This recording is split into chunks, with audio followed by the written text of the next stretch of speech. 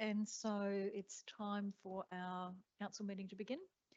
I'll just check to see if Chelsea and Michelle are ready. Yep, lovely. If you don't mind standing for the acknowledgement of country, if you're able. The City of Victor Harbor acknowledges the Ramangeri and the Narrangeri people, custodians of land, and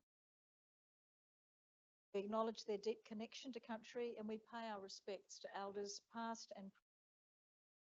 This respect is extended to our Strait Island. Somebody like to read?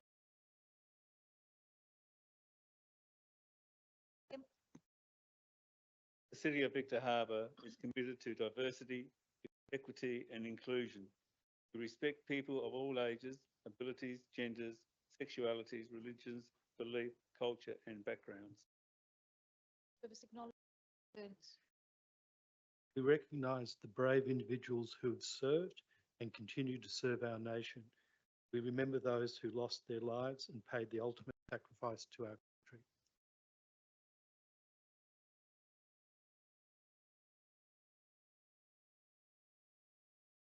God, we ask that you bless the council and allow it to be an agent of change to the people of this city and beyond.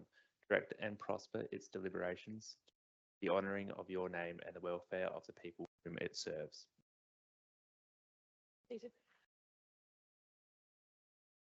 Excuse me if I've got a bit of a tickle in my throat tonight. We do have some apologies tonight. Councillor Quinton, Councillor Henderson and Councillor Schiller. We don't have anything adjourned or lying on the table, and so we go straight to item 5.1, which are the minutes of the previous meeting, which were on the 24th of February. The recommendation is that those minutes be confirmed as true and accurate. Moving that way, Councillor Mann, and seconding that, Councillor Burns. Do either of you have any questions about those minutes? Does anyone have any questions about the minutes? Those in favour? Against? And that's carried. Thank you. The minutes of the special council meeting, which was held on the 3rd of March. Would someone like to move that those meetings are confirmed as true and accurate? Thank you, Councillor Burns. And seconding that, Councillor Kemp. Do either of you have any questions about those minutes? Does anybody have any questions about those minutes? Those in favour? Against? That's carried. Thank you. We don't have any deputations tonight, but we do have a couple of questions from the gallery.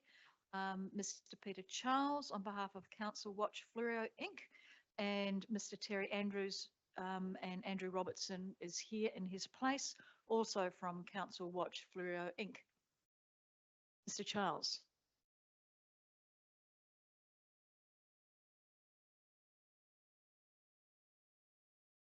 Thank you, Mayor Jenkins, CEO McCurdy, for accepting these questions.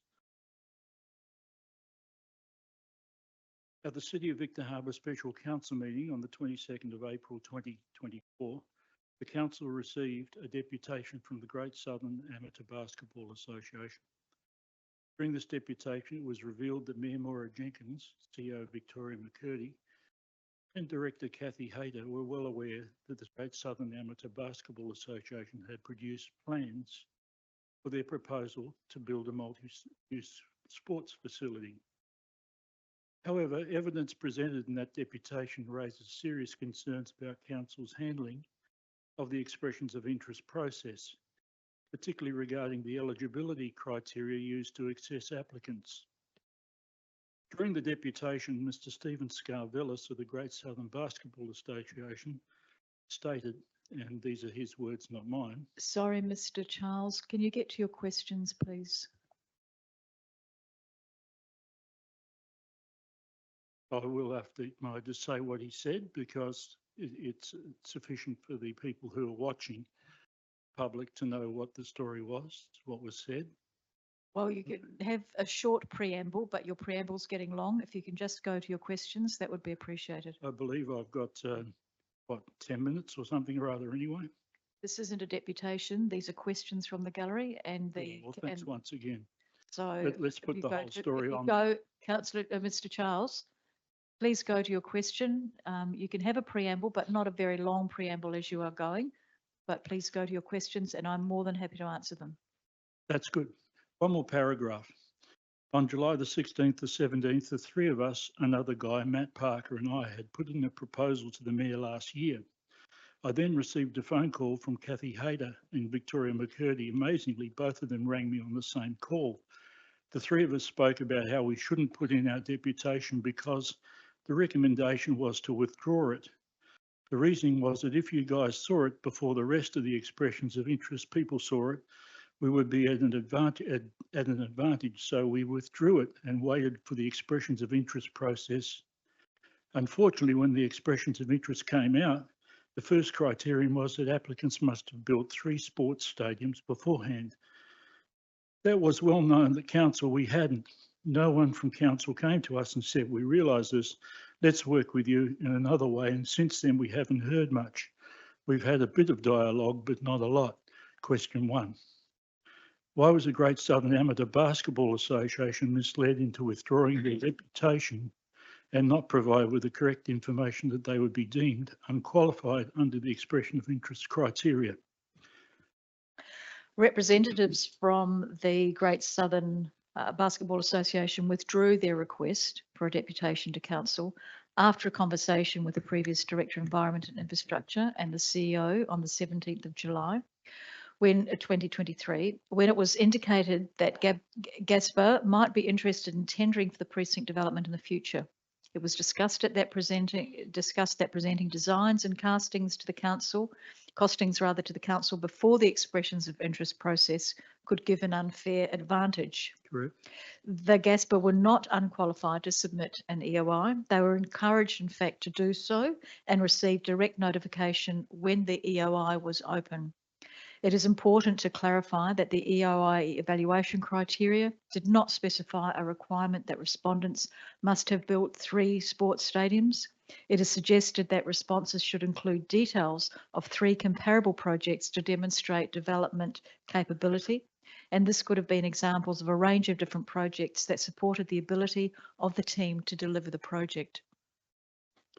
Your second question. Certainly. Now that the Accord Property Group, this may be unnecessary, but I'm glad to hear your answer. Now that the Accord Property Group has been announced as a preferred proponent for the development of the sporting precinct, it is only fair to hold them to the same standards that were imposed on all other expressions of interest. That is, the expression of interest criteria required that all applicants, and you said that's not the case, must have previously built 3 sports stadiums. I don't know how anybody misunderstood. And will the council provide documented evidence that Accord Property Group has previously built at least 3 sports stadiums, once again superfluous, as required under the expression of interest criteria? If not, why were local proponents of the Great Southern Basketball Association excluded based on the criteria whilst Accord was selected? Thank you. Mr. Charles, as I outlined in the response to your previous question, it was not a requirement for the EOI evaluation criteria that all applicants must have built previously 3 sports stadiums. All submissions that were received were reviewed by the evaluation panel against predetermined weighted evaluation criteria that were detailed in the precinct expression of interest information memorandum. That included development capacity and track record, master plan design response, project objectives, capacity, resourcing and delivery approach, value maximisation and commercial terms. Accord submission included a curated delivery team comprising of project-specific partners that were builders, engineers, consultants, architects, planners and operating partners, all who have demonstrated significant experience and capability in delivering projects of a similar nature, similar scale and similar complexity. Their submission detailed a number of comparable projects: architecture for the Stromo Leisure Centre, architecture for the Adelaide Oval Cricket Training Centre, operating manager of the YAWA Aquatic Centre, the Gunya Park Recreation Centre, the Wollanda Recreation and Conservation Centre, planning for the Waiiku Max Amber Sports Field redevelopment, the Coopers Stadium upgrade, Wellbeing and Sports Centre, new sports courts, farm skills building and associated facilities on the Scotch College Torrens Park campus. I'm sorry, if there's people talking in the back, it's difficult for me to concentrate. And they also had projects such as environmentally sustainable design for the Mitchell Park Sports and Community Centre and the Adelaide Football Club Theberton. So they had quite a number of project-specific designs and capabilities that Council looked favourably upon. Thank you. I think you've covered that adequately. Will those questions and also the answers be put in the minutes, please, for this meeting? As they are for questions from the gallery, they will be. Just confirming it. Thank you very, very much.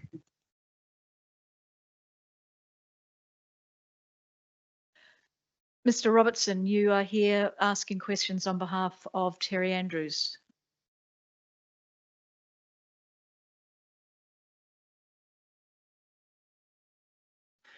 Thank you, Mayor.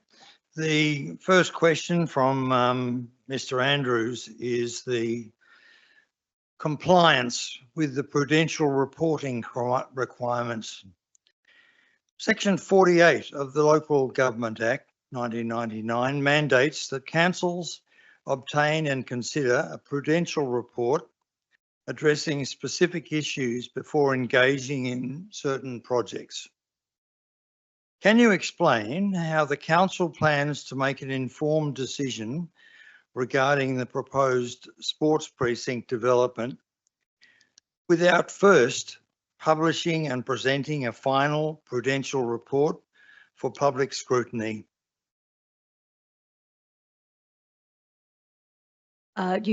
There was another part of your question, which I'm happy to answer at the same time. Is there a timeline for when this report will be made available to both elected members? I'll read them out, Mayor. Just answer the first question, please. My answer for answer one actually addresses both of those questions, Mr. Robertson, and the council is acutely aware of its prudential reporting requirements. We have done prudential reports for major projects in the past. It commenced the preparation of a prudential report for the Regional Community Sport and Recreation Precinct in December 2023. Since then, council members and the City of Victor Harbour's Audit and Risk Committee have been provided with various drafts for review and for feedback. This report is yet to be finalised, as the council has not yet settled on the direction it intends to pursue with regard to the operations for the recreation facility within the precinct. And we can't do a prudential report in relation to that until that decision is made, as I'm sure you would understand. Upon receiving this direction, the prudential report will be updated and it will be presented back to the Audit and Risk Committee, and then it will be presented to Council to inform its decision-making and progression on the public-private partnership proposal. Due to the commercial in confidence nature of the information within the prudential report, it has not been made publicly available at this current time.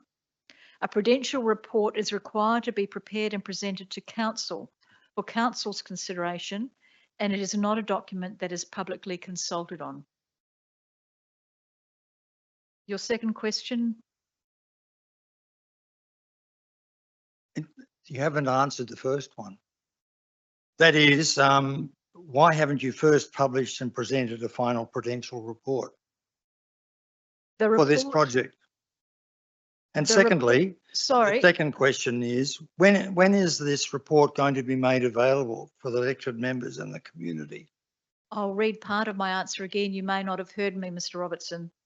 The report is yet to be finalised, as the council has not yet settled on the direction it intends to pursue with regards to the operation of the sports and recreation precinct. Once council's made that decision, then we can update the prudential report. It will then go to the audit committee, and then it will come back to council to inform council's decision making and the progression of the partnership proposal. A prudential report is required to be prepared and presented to council for its consideration, and it is not a document that is publicly consulted on. What is your second question?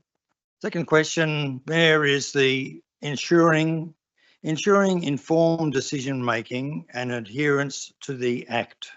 The Local Government Act 1999 requires that all council members and administrative staff ensure decisions are made with due diligence and transparency. Could you elaborate on the measures in place to ensure that all elected members have access to comprehensive information, including the prudential report, before making a decision on the sports precinct?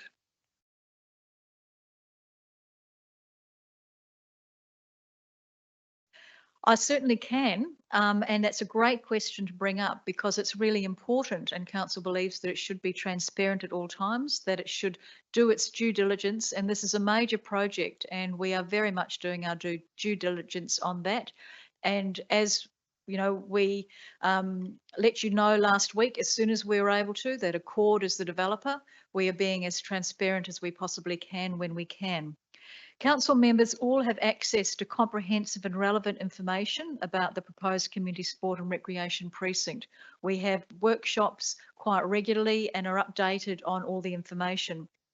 It is undertaking the due diligence necessary before any decisions on the precinct are made. The final prudential report will form a key part of this process and it will be provided to members as soon as it is completed. Council continues to follow due diligence and transparency requirements to ensure compliance with the Local Government Act 1999. Any concerns regarding decision making will be addressed through established governance processes, ensuring that all legislative requirements are met. The additional question here is, additionally, how does the council address concerns that proceeding without such information might be perceived as circumventing the requirements of the Act? I think I answered that in my in that second answer to you, in that any concerns, the community can be very assured that each council member is provided with all of the information that's needed to make any decision that they are making. We have frequent workshops. We have meetings with the developer, and we've had a meeting recently with all the sporting groups that may be using the sporting precinct. If elected members have any additional questions or additional concerns, they can ask those questions in between the briefings that we have.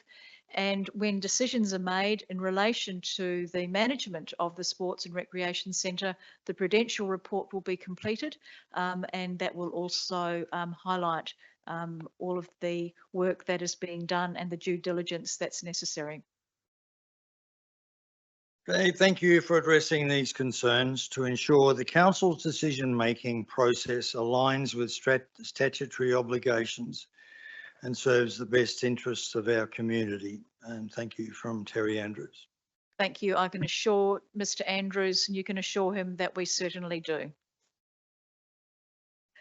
We don't have any petitions, and so we move now to the item 9.1, which is the outstanding resolutions. And the recommendation is that council receive and note the outstanding resolutions. That's the March report. Would someone like to move that way? Thank you, Councillor Schofield, and seconding Councillor Mann. Do either of you have any questions about those, any of them? Councillor Burns, you have a question? Thank you, Mayor. Just a couple of clarifications. On page 13, item number 20, which was the Encounter Bikeway realignment, the commentary just needs to be updated. Last we discussed this, the CEO was going to check with Alexandria Council to see in their 25-26 budget, they are looking to provision or what they're looking to do with going ahead with the bicycle path. So we can then make a decision whether we spend this money or defer it. The other items are really on page 14. It would be helpful, there's about 5 of them there, just to have a time frame. I know some of it we're waiting for the Department of Infrastructure and Transport, but it would be good, even if it's a general time frame, would be helpful. Thank you. Those comments are noted. Are there any further discussion in relation to the outstanding resolutions? If not, I'll put that to the vote. All those in favour? Those against? That's carried. Thank you. 9.2 is the Australian Local Government Association federal election funding priorities. I'm happy to do that on block unless somebody would like it done as individual recommendations. You happy on block, Councillor Burns? Yep, so I'll now put the recommendation on block. There's 3 recommendations there. If someone would like to move that way. Councillor Mann, thank you. And Councillor Burns seconding that. Do either of you want to speak to that? Councillor Burns? Thank you, Mayor. Just that I think it's important, especially about the infrastructure with the increase in housing, that there is lobbies from local councils on the local state government to ensure that they provide some priorities on funding on infrastructure and roads and so forth with the increase in housing. And I think that this coming from multiple councils will hopefully get the outcomes we want. If we don't lobby, we won't get. So, Thank you. Does anybody else want to speak to this? Councillor Quaremba. Thank you, Mayor. While I agree with Councillor Burns, I just question the amount of lobbying that's going on. It doesn't seem to have any sort of traction, because you only have to ask the people up at the Riverlea development where they are carting sewage out of there on a daily basis, how that council allowed for that development to go ahead and not allowing those people, those services to be connected, just is indicative of what's going on at the moment, where state government are pushing development at all cost. I think the minister, the premier actually came out and said we need a hell of a lot more people in the state, and that's very unpopular. I would surmise that that decision is probably because there's a lot of people that are homeless at the moment, and if we should be lobbying anything, it's to actually lobby the state government to slow down, or even the federal government to slow down, because we need to play catch up. We aren't building enough houses. I think the future housing fund that the government implemented in 2023, I don't know how many billions of dollars was tipped in, hasn't built one house yet. Not one. And yet all I hear is development, development, development. And in fact, I would like to see a little bit more pushing back from our council and surrounding councils in the level of development that's going on. It's out of control. And I would argue that no one in this town, or very few people, are happy with what's going on. So while I'll support this motion, I think we need to actually start pushing back a little bit on both state and federal government when it comes to this level of development. Certainly that's something that we're doing. Both the CEO and myself attended a Teams meeting today looking at the Greater Adelaide Plan, and I made the comment in relation to the Greater Adelaide plan to have industrial area as you're coming into Victor Harbour, and made the point that Victor Harbour Council had done its UGMs, or our urban management plan, urban growth management strategy, and that the state government needed to take into account that, because we had significant community input into the urban growth management strategy, and some of that did not align with what the Greater Adelaide Plan was. So there are going to be further discussions there, and I can assure you, Councillor Quaremba, that we are lobbying on behalf of Council, and in relation to this Australian Local Government federal election funding priorities, the Local Government Association is also working behind councils around some of those concerns. Councillor Quaremba. In your lobbying and discussion, was there any discussion about the duplication of the Adelaide Road? Because you can have all the industry you like down here, but if you can't have decent transport to freight things in and out of the area, it's going to be all for nothing. Certainly, I know that the Local Government Association is doing some work on transport corridors, and that's something that, along with the GARP, the Greater Adelaide Plan, the government are also working with the Department of Transport to look at transport corridors, especially to the areas that they are saying will be satellite cities to Adelaide. So that's Victor Harbour, Murray Bridge, Mount Barker, down here in the south, and I can't remember the northern ones. but transport's one of the big things that the LGA are lobbying on local council's behalf. Are there any other questions in relation to this recommendation? Just remembering this recommendation is on block. All those in favour? Those against? That's carried. Thank you.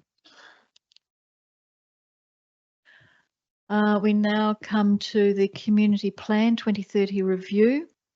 As per the workshop, this was taken into account the community feedback when we went out to community consultation, and I'm happy to do that once again on block. Happy to move on block, Councillor Mann. No one's wants to do it. Yep. Do I have a seconder for that? Thank you, Councillor Schofield. Do either of you want to speak to that? Councillor Mann? Thank you, Mayor Jenkins. Yeah, no, I think there's been some really important updating as part of the review of our Community Plan 2030. It is one of our most significant strategic documents. I think one of the big changes or the amendments that are coming through is looking at a strategic pivot towards how, as a community and a council, we can attract and retain our younger people and our younger residents. I think everyone's been hearing in the community from people around the difficulty in getting in to see a doctor or get a trade to do work on the home, or being able, receiving funding for care or treatment, but not being able to access those services. And a lot of that, whilst there are many reasons for that, some of it does come down to the demographic of Victor Harbor and how it is skewed quite heavily in terms of an ageing population. And I guess noting that currently we're feeling that demographic strain, I think it's clear, and I completely appreciate Councillor Quaremba's views around the amount of development that's happening. But I guess I just raise and add to that is that a lot of that development is aimed at a older demographic of resident, whether that's significant housing developments that have starting at 750,000 for house and land, or premium developments targeting probably more wealthier retirees looking to retire and have a sea change. But then there's also, I think, currently the 3 new over 50s developments, gated communities that are being constructed as we speak, which I guess if we're currently feeling a strain, unless we take some definitive action and really consider this in the next 10, 15, 20 years, when all of those are built and there's more elderly residents in there, I think it'll really put Victor Harbor in a difficult position. So I think that we need to be looking at this more seriously, and I think aligning our community plan and our strategic direction towards attracting and retaining young people, I think is a significant first step. But I think it's only the first step, and I think more work needs to be done in this space. Thank you, Councillor Mann. Councillor Schofield, did you want to speak to this? Does anybody want to speak to this? Councillor Burns. Thank you, Mayor. Just to expand on what Councillor Mann was saying, I totally understand where he's coming from. One of the challenges is obviously in attracting younger demographics here is obviously the cost of housing, but it's also jobs. And in our strategic plan, whilst we've got it in part, I think there needs to be a greater emphasis on job creation and business creation, and the blue water economy and other areas. Because if we can create the jobs, then there's greater opportunities for people to come here, not just retirees, but people who are prepared to work. And at the moment, it's very much targeted on trades or service areas or medical, and we need to expand that. And you can only really do that by expanding the business opportunities in Victor. And that, I think, will help to attract some different demographics in here. But I think it does cover it, but I'd like to see probably more emphasis. And it's a living document. It will evolve as we go. Yep. Thank you, Councillor Burns. Does anybody else want to speak? Councillor Quaremba. Thank you, Mayor. While I agree with both Councillor Mann and Councillor Burns, I somewhat question the ability of council to affect, other than words on a piece of paper, the demographic change that both are alluding to. Council doesn't create jobs other than within council. And it would be quite easy to argue that the best thing council can do in a lot of ways is get out of the way for business. One of the biggest things that I see here, and I was only speaking to Councillor Schofield about it earlier, is that just on forecast, in our time on council, I think our rates will be going up 20 to 22%. If you want to track young families here, you've got to keep costs down, and that is the opposite of what we're doing. So I understand we're a growing council, but if you're trying to attract younger people, you need to look at everything that council can possibly do, and sometimes it's not do anything in the sense of not overburden its ratepayers. And just so, Councillor Mann, I'm not sure if you're aware, but the median house price now in Adelaide is 750,000. We are now number 2 in the state. We've surpassed Victoria for that mantle. I think that is partly because during COVID, other than a lot of other bad things that happen, a lot of people got to see our state for the first time as they were escaping places like Victoria. I think Councillor Burns, you're one of them. So a lot of people have seen, and we've had a huge influx of people from interstate, which is driving up house prices, as long as obviously, and I've spoken Councillor Quaremba, many times. can you please keep your dialogue to the recommendation in relation to the community plan being accepted? It all refers to the community plan in the sense of what we say on paper must equate what we do in action. And I'm just pointing out that we're not doing that. That's essentially what I'm saying. So by all means, put it on a piece of paper, but to me, actions speak louder than words. Is there any more discussion? No? Do you want to close the debate, Councillor Mann? Thank you, Mayor Jenkins. Yeah, no, I completely appreciate the views of Councillor Burns and Councillor Quaremba. I guess just to add, I completely agree with Councillor Quaremba in that we can't just allow this to be just words or just a high level strategic picture. We need to be working it through, and I think with local government and bureaucracy, you need to have it in the policies and you need to scale it down. I think that next thing is, which we will be looking at as part of our budget discussions, is the development of a strategy to attract and retain young people, which council doesn't currently have. So I think it's steps like that, which even that is still words on a paper, but that's getting closer to getting the consultation, identifying what the projects are, and then looking at where council can act in that space. And it is always a difficult question.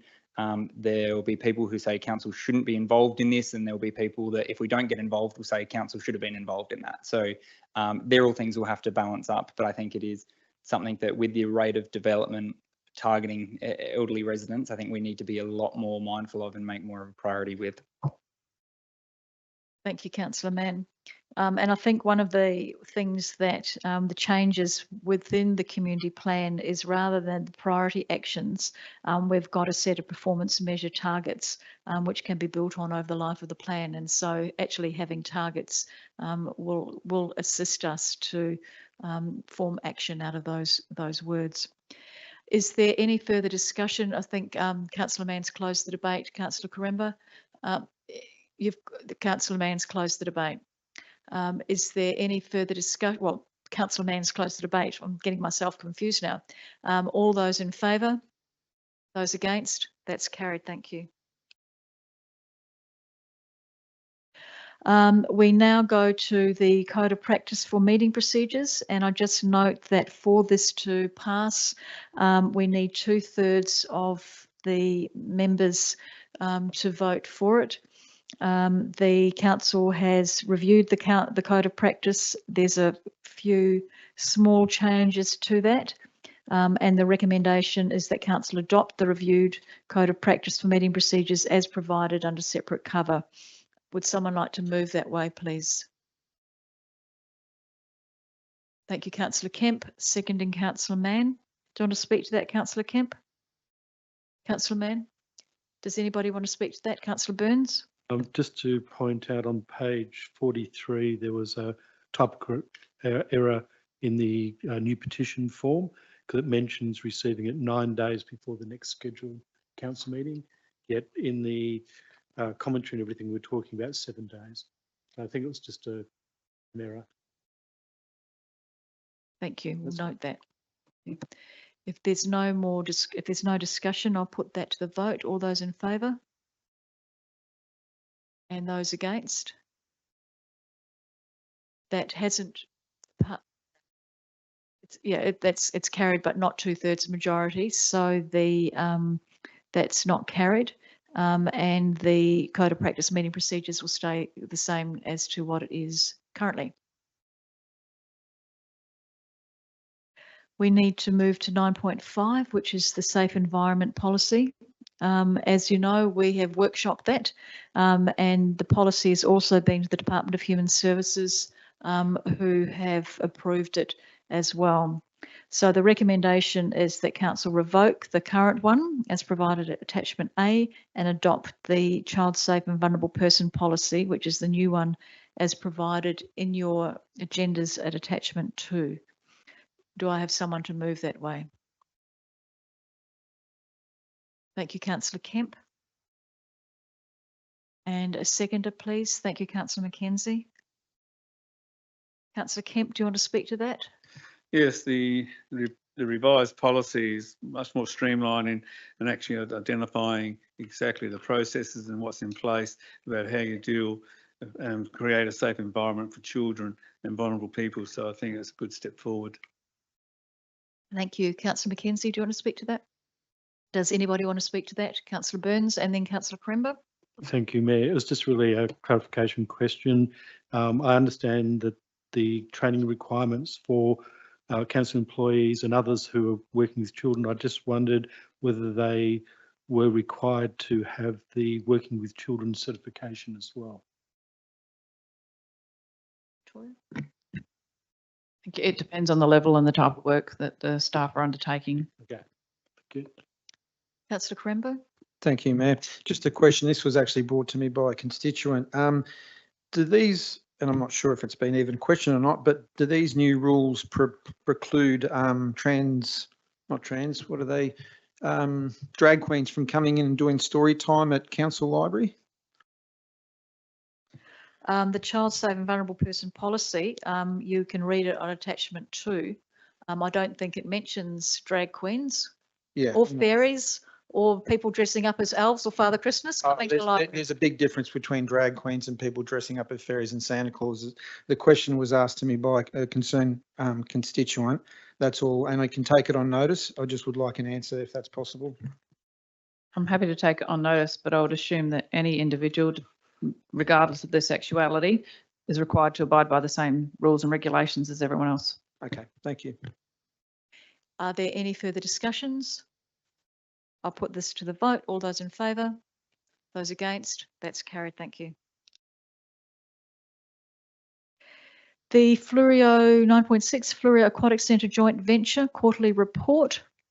This is something that the CEO has put to us. It's just to note the report as to where they're up to as the joint venture is still getting going from August this year. Would someone like to move that way?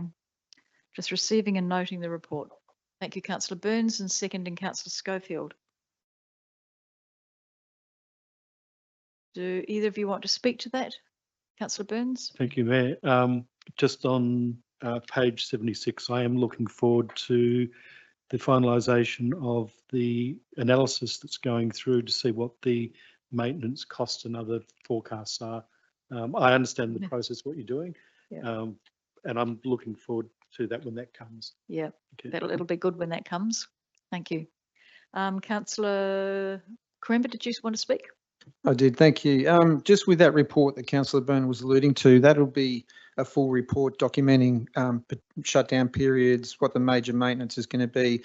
Are the quotes going to be for the repairs? Are they going to be fixed price quotes, or are we forecasting? How can we find out how that's going to happen? Just because obviously we're coming into budget time, and will this work be done in this financial year or the following financial year? And I think that was pretty much all I had. Yep. Through the Mayor. So at the moment it's an energy efficiency audit. So it's actually where the audit will identify the areas of work and what's required. The identification of what works will be scheduled in 25, 26 and beyond. It will give us a schedule and a plan. So at this stage, your 25, 26 budget is still being prepared for the FRAC.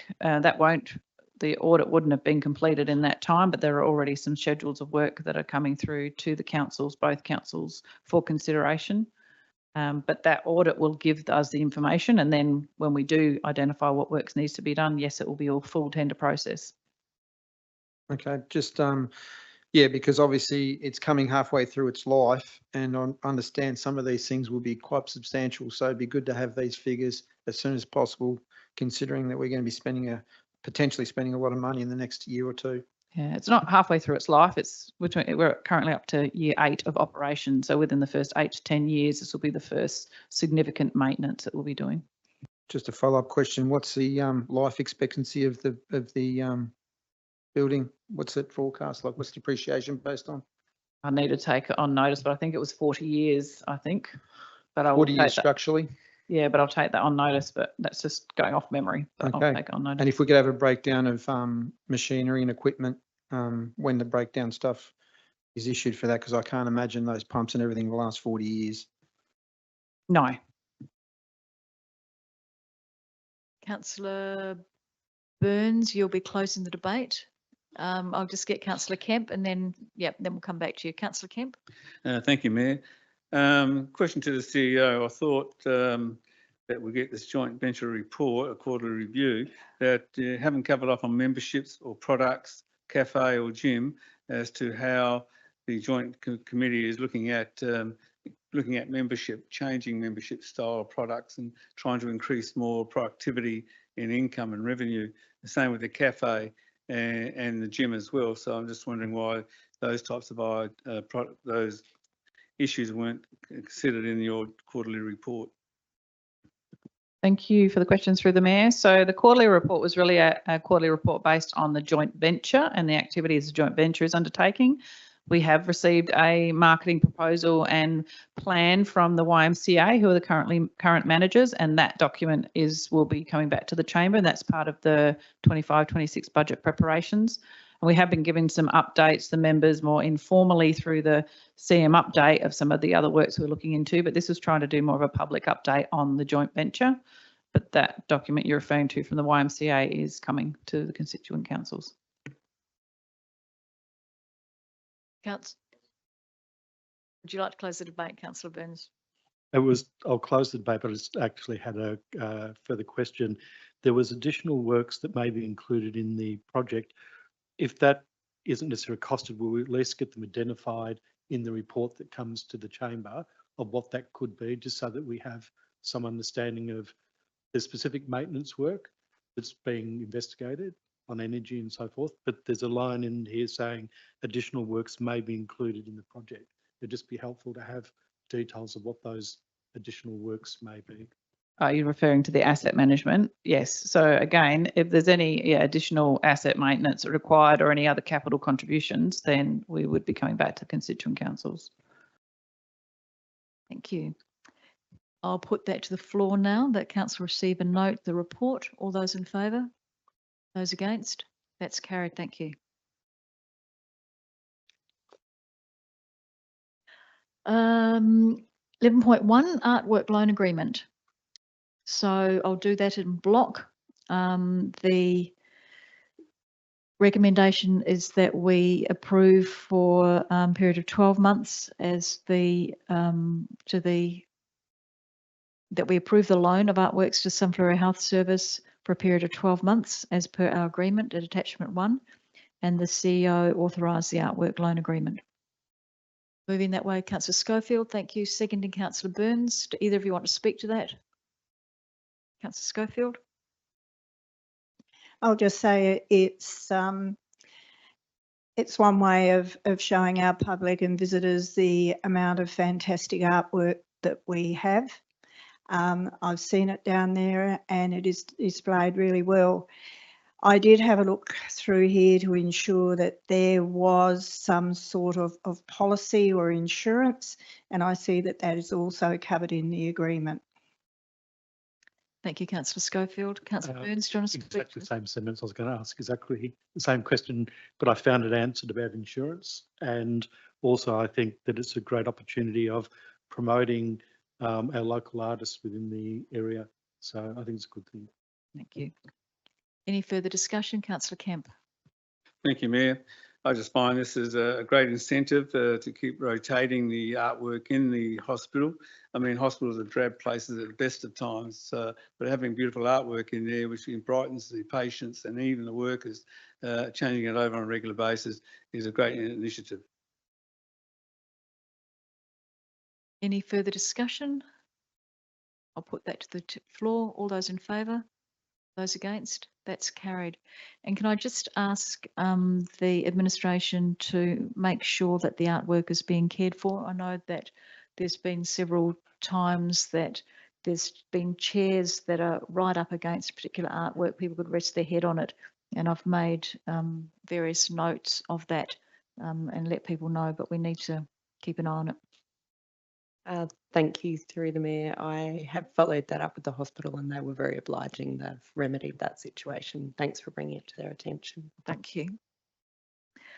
11.2, Corporate Systems Replacement Project Optimisation Phase and Resource Requirements.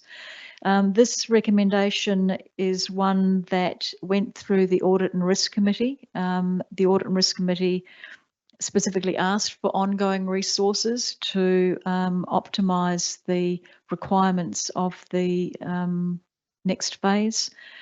We did workshop it with council members as well, and it's now come to council. So I will do the first recommendation as read, recommendation A and B, if someone would like to move that way. Thank you, Councillor Burns. And seconding that, please, Councillor Mann. Thank you. Councillor Burns, do you want to speak to this? Yeah, I think this is such a critical project for council and also for the community of Victor Harbor, and we really need to get it right. There's been a number of, politely I'd say, challenges, but I actually know where it went wrong and why. I think that we've got no choice but to invest to ensure this is delivered. I will make comment later on because I don't believe the money's enough. I estimated at over double what you need, but I'll talk about that later. But I think any investment is absolutely critical. And I hope other councillors in the chamber will support this, because if they don't get investment, the risk is really high. It needs to be fixed. But I think we're going to spend money. We need to almost forget about what's gone wrong, but really identify what do we need to actually deliver this. Thank you, Councillor Burns. I'm not sure that the Audit Committee found that there had been anything gone wrong, but they did feel that we needed to have extra support and extra staff to move on to that next phase, so that we are able to implement that. Councillor Mann, do you want to speak to this? I guess briefly, thank you, Mayor Jenkins. Yeah, no, I completely agree with Councillor Burns on this. It's one of those projects where if we don't resource and invest enough, we won't get that return on it. In terms of it is a challenging project, completely swapping over an entire corporate systems, and I appreciate there's been challenges with that. But I think in terms of looking at this as, I guess, extending some time frame with the resourcing to it and to get it operational. But I also understand that the City of Victor Harbor has been able to get it up and operational a lot quicker than a lot of other councils. I'm not sure if administration can add. I know there was some discussion around other councils, how long it had taken them in comparison to the City of Victor Harbor. Alexandrina's been a bit longer. Thank you for your question, through the Mayor. Yes, I'm aware of at least Alexandrina started a couple of years before us here at Victor Harbor, and we're kind of neck and neck with them, but we're supporting each other along the way as well at this point in the project. Onkaparinga, I believe, took several longer years as well. It's no small project. We're going quite well, but this is obviously a key part of making sure we get the benefits out of it. Are there any further, councillor Quaremba, sorry? Thank you, Mayor. Yeah, I don't know this, and I understand, and I wasn't in that Audit Risk Committee meeting, and I just want to qualify that by saying that the Audit Risk Committee didn't say how many staff members were required, what resources were required. All they said is they would recommend that we listen to the administration to provide us with that information, and that this project has to be resourced correctly. One thing I'd point out though is that this originally started at 3.8 million and it's now at 8.8, and we really don't for certain know what this is going to cost. It costs what it costs, I guess. It's we're too far into it now. And yes, it's good that we're progressing quickly, but I'd also like to point out that part of that going quickly may be that we've missed some things, or things haven't gone quite how they should have, because we've had a qualified audit opinion regarding in organisations' internal controls. That wasn't a good review to have. So, you know, if it does need more people, it does need more money, that's great. All I would like to know as an elected member, and I'm sure the rest of the community would be, is what is the final cost going to be?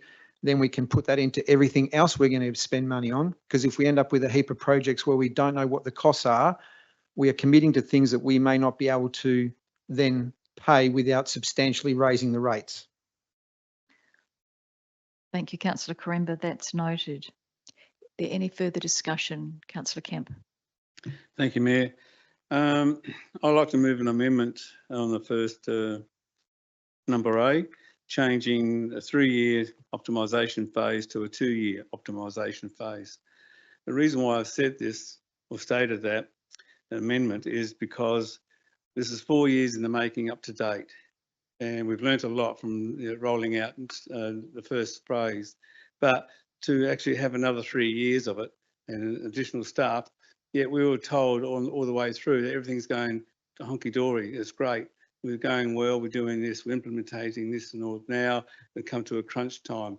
I mean, the whole project scope at the beginning didn't detail that there's an optimization phase process afterwards. And so I just don't understand why, you know, all of a sudden if we don't do it, we're in trouble. Yet we have been kept informed that everything's okay. So I think with all the knowledge and experience we have to date, I'm not against the employment of additional staff, but I think we could bring it back to a 2-year phase and not a 3-year phase. Might ask Director Rokoczynski to respond to that to see whether or not there's an impact of 2 years. Councillor Kemp. Can I have a point of order, please? If we get a seconder to your amendment, then I can do that. Well, that's what I'm saying. We want a point of order because we need a seconder for discussion. Councillor Quaremba, you wanting to second that? Yeah, can I talk to it as well? Yep, I will ask Councillor, now that we've got a seconder, before you talk to it, I'll just ask Karen Rokoczynski to respond to that, because I think all the elected members need to be able to know the implications of this. Thank you for the question. We've done a business case, as you're aware, looking at it being a 3-year phase. We feel that probably the first year will be implementing the final modules of project lifecycle management, strategic asset management, and SharePoint for ECM, which are quite key modules in tying together some of our asset management in particular. Following that, and off the back of our experience with Release 1, we feel that it's important not to rush the process while we're undertaking business as usual, as well as that system optimisation. We've understood following Release 1 just how challenging it is to work on improving the system as well as undertaking business as usual processes. So I believe that a 3-year phase will see us through the implementation and then a couple of years to really affect that change across the organisation. That also aligns with the organisation's plan to undertake service level reviews, where I think the senior business analyst will be a key part of really getting those efficiencies understood as we work through those reviews, because a lot of those efficiencies that we can implement will come from system changes. So for that reason, I personally believe a 3-year optimisation phase is what we need. But of course, that's at the discretion of council. Also to retain those project staff. You don't want them to be leaving midway through an optimisation phase. We'll lose a lot of that corporate knowledge. So we'll obviously be continuing across that optimisation phase to look at finding organisational efficiencies to help fund this. So whilst it's not necessarily going to be at a net zero, I think that there are efficiencies to be found, and I'd really like to see that occur across that 3-year period. Thank you. Councillor Quaremba, you're still seconding the motion. Yeah, I was wondering if I could make an adjustment to Councillor Kemp's motion, amendment to the motion. It's Councillor Kemp and yours amendment. Can I ask him, tell him what I intend to do? It's, I don't think you can, Ah. you can do a further amendment if this one Yeah, fails, but you can't do Okay. a variation to an Sure, I'll do a amendment. further amendment then. Do you want to speak to this amendment? No, I agree with Councillor with Councillor Kemp. Just I would say that I think we need to err on the side of caution, and then maybe do 2 with a review at the end of 2 and add 1 if required, because otherwise we're committing to this for 3 years, which means it'll be into the next term of council.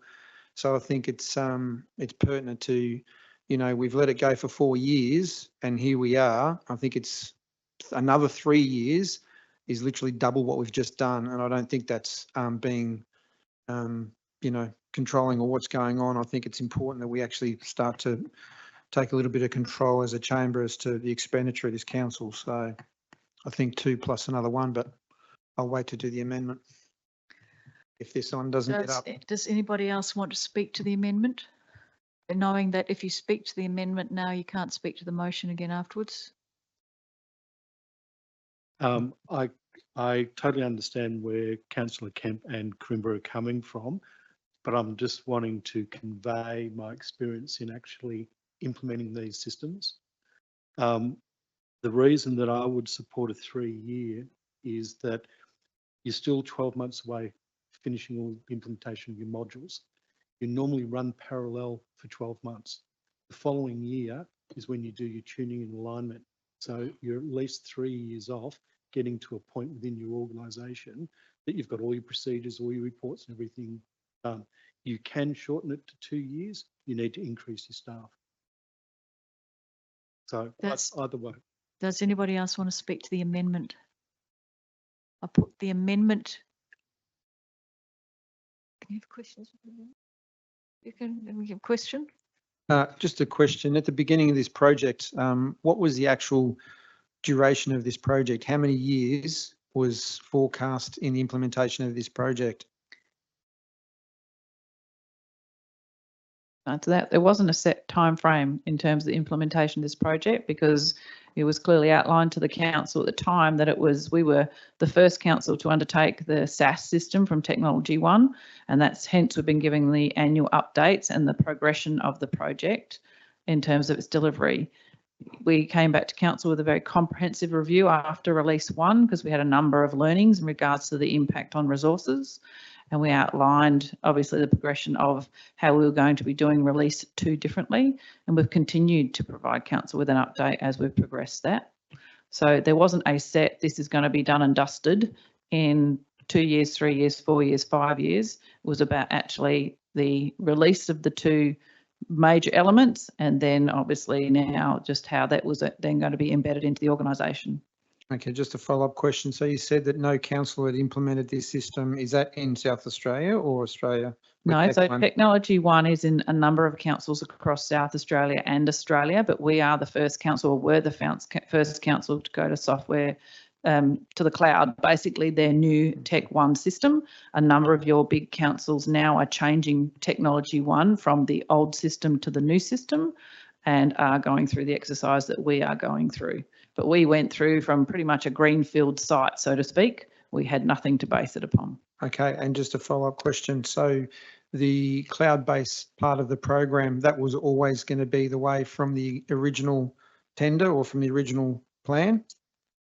It was always going to be cloud-based. To what degree? There was some different questions that came back in regards to our budgeting, because previously software systems we capitalised because we had servers and we actually own the software. That is a difference in terms of this software we don't actually own, so it's much more of a significant operating cost, and we can't capitalise as much as what you used to in these types of systems.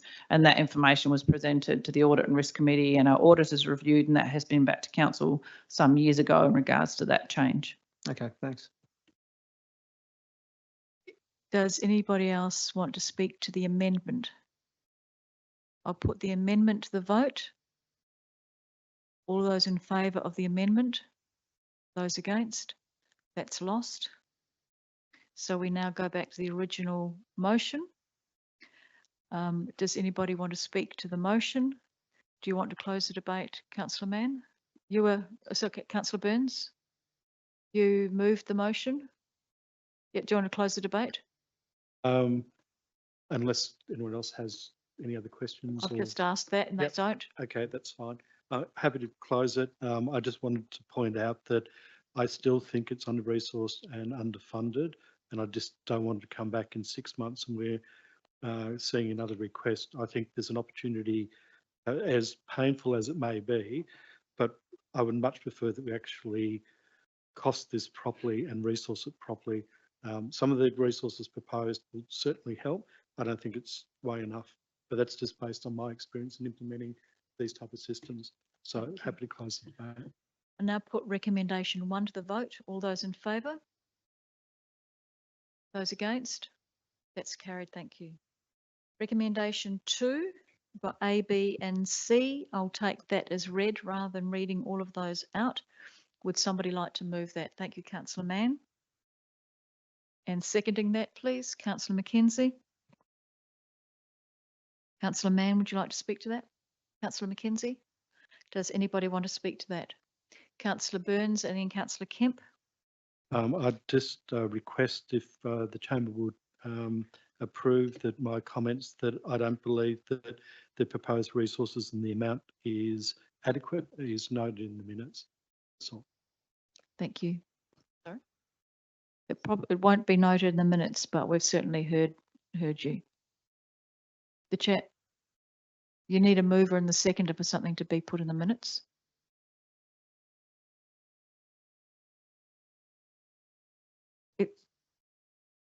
That's not something that we'd do. No. Councillor Quaremba?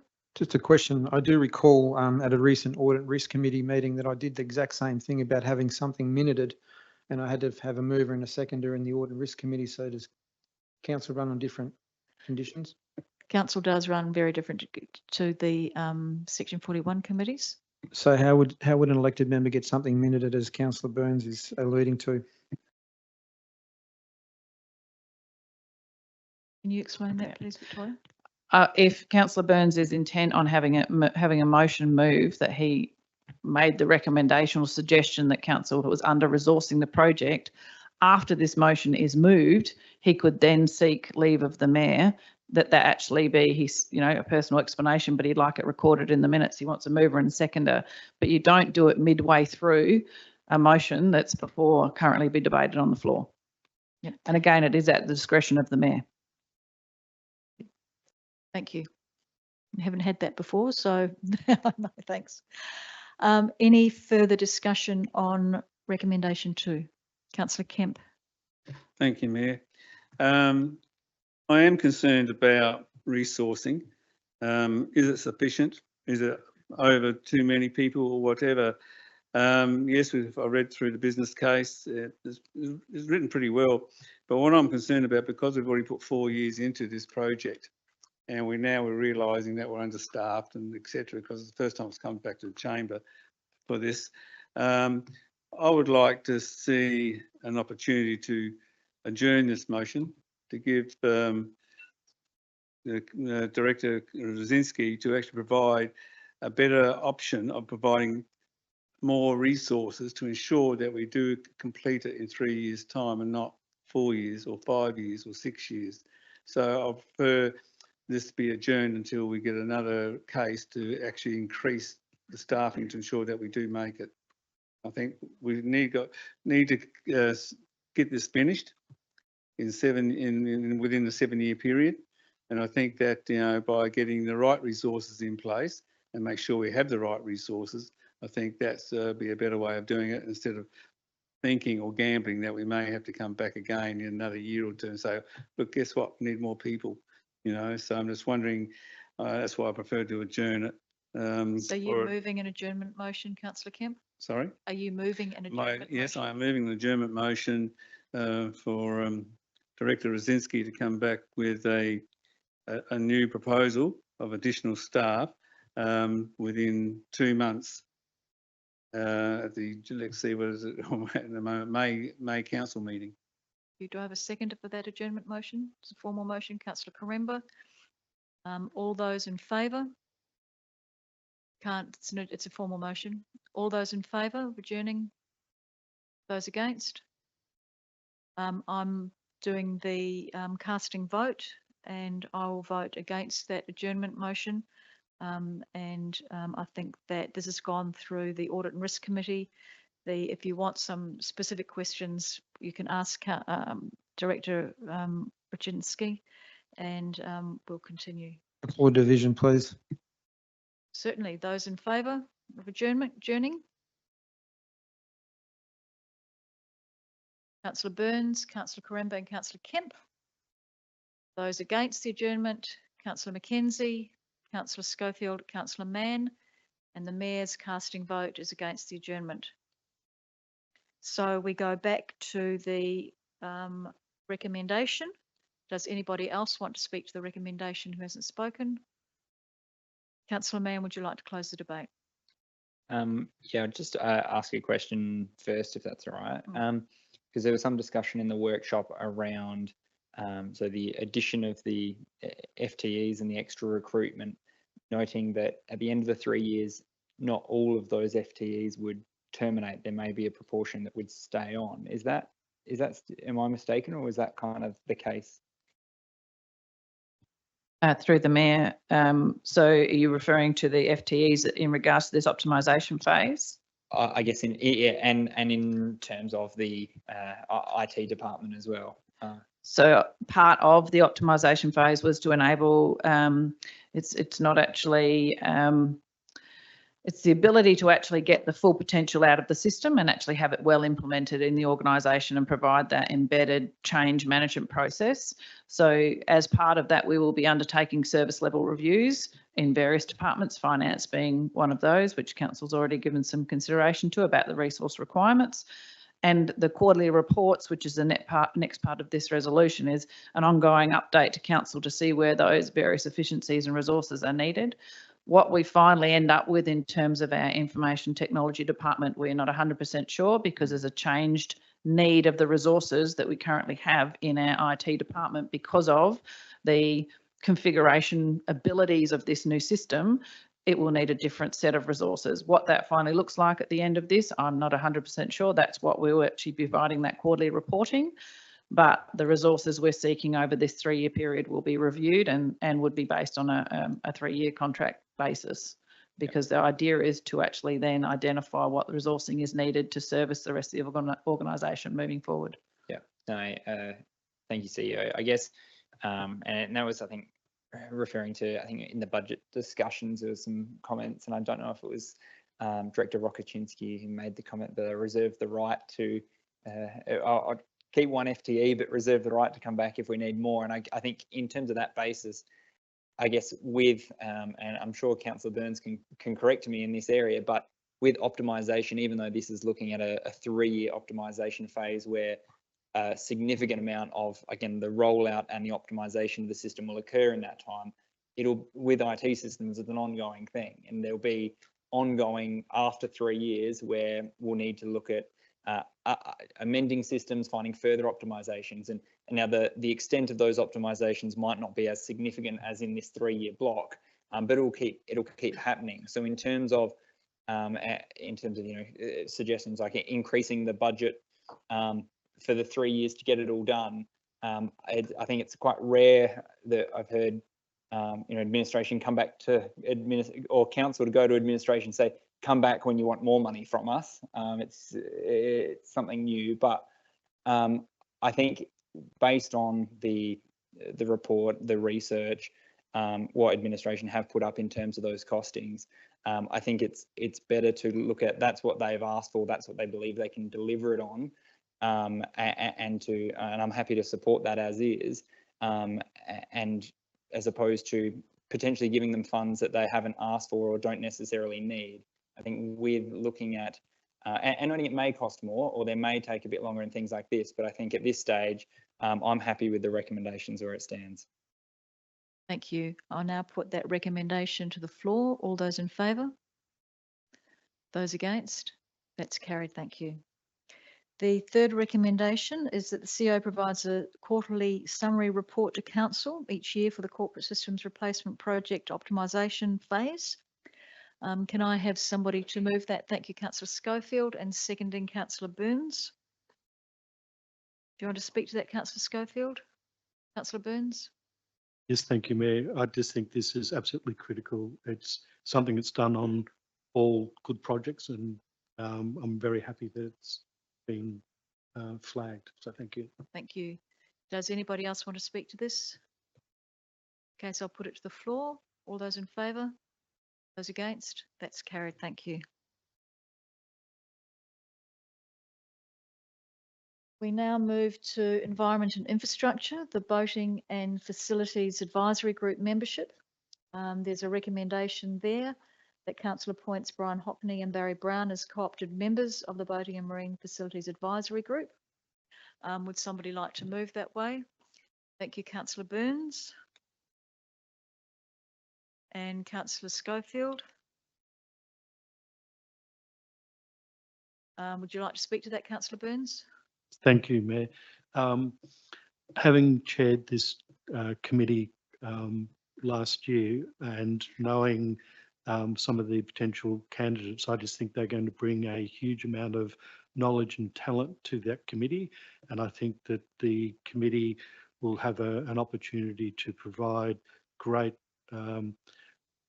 feedback and advice to the chamber now that they've been restructured. So hopefully members will support this. I think the community is supportive of it. The other members in the group are also supportive, and I think we've got two very good candidates. Thank you. Councillor Schofield, do you want to speak to this? I have to agree. I mean, my comment was that the skills and the knowledge of both Barry and Brian will complement the existing committee, and knowing both of them in the work that they do on committees, I hope the elected members support it. Thank you, Councillor Quaremba. Just a question and then a comment after that. I'm just trying to understand. I don't believe this recommendation even needed to come to the chamber because of the terms of reference says that we can second 2 people to the committee anyway. So can I have some clarification as to that? Yes, you can. So the committee can recommend co-opting other members, but it must come back to the council because a working advisory group is a group of the council. So the council needs to make the final appointment. Okay, can we maybe have the terms of reference maybe a little bit more clearer on that, because they read as that we can just second 2 people for the committee. I'd just like to, say that everybody on the committee, bar the chair, agree that this is the right move. These 2 gentlemen, what they don't know about boating and the blue water area is not worth knowing. I'd like to point out that this committee, to me, feels like it's been going around circles for way too long. I think the first thing, moving it from a working party to an advisory committee or advisory group, was the best step. And I think the next step would be to either make it into a section, I think 41 or 42, whatever it is, once we get to the point where we're looking at a facility. But I think it's imperative that this gets going because there is a lot of money to be made in the blue water economy. I'm sure the mayor has been out there taking photos when the cruise ships come in. Well, that they are only small vessels. The ability to actually bring in larger vessels and a lot more money into the town is going to be important when we start to look at diversifying away from just rating our ratepayers for finances. So, yeah, I will definitely be voting for this. Thank you. Does anybody else want to speak to this? Councillor Kemp? Thank you, Mayor. Excuse me. Look, these two gentlemen, Brian Hockney and Barry Brown, as I said with other members, they bring so much expertise and knowledge, to the table.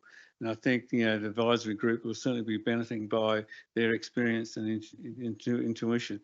And also what they bring to the table is about an understanding what a blue water economy is about. And I think because we're a coastal town, and I think we get a lot of events down here with fishing and that, a very popular place. I think a blue water economy must be one of the major focus of this advisory group to look at how we can improve that and increase the blue water economy. And I think these two gentlemen will certainly go a long way providing the advisory group and council on some steps on how we can actually activate the blue water economy. Is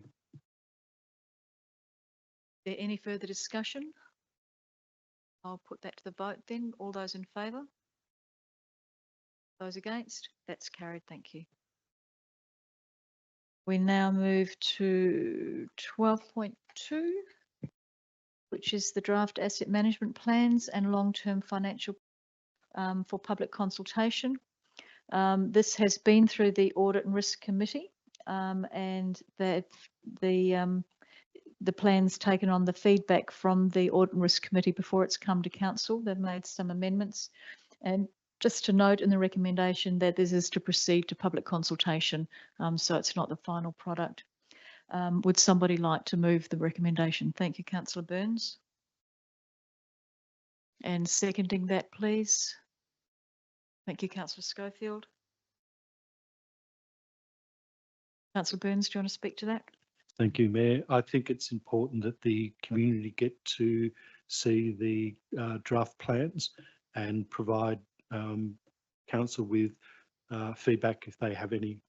It just helps them understand what we're discussing and, also give their perspective on it as well.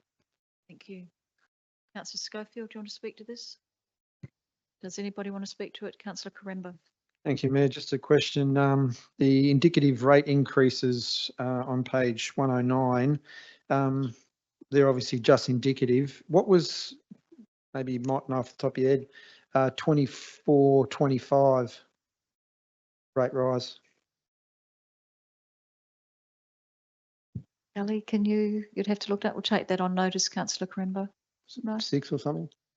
Oh, Kelly's just looking it up now. Thank you.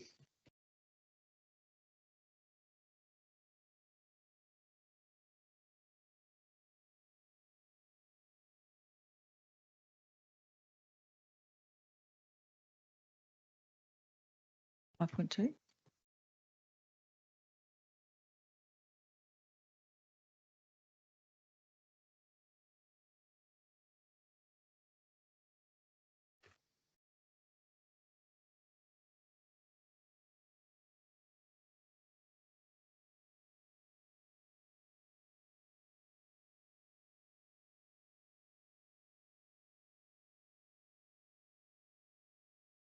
Through the Mayor, so the average per rateable property was 6%, which included 1.2% for the precinct. Okay, and what was our first year of this term? Was that it? Well, there was one before that, wasn't there?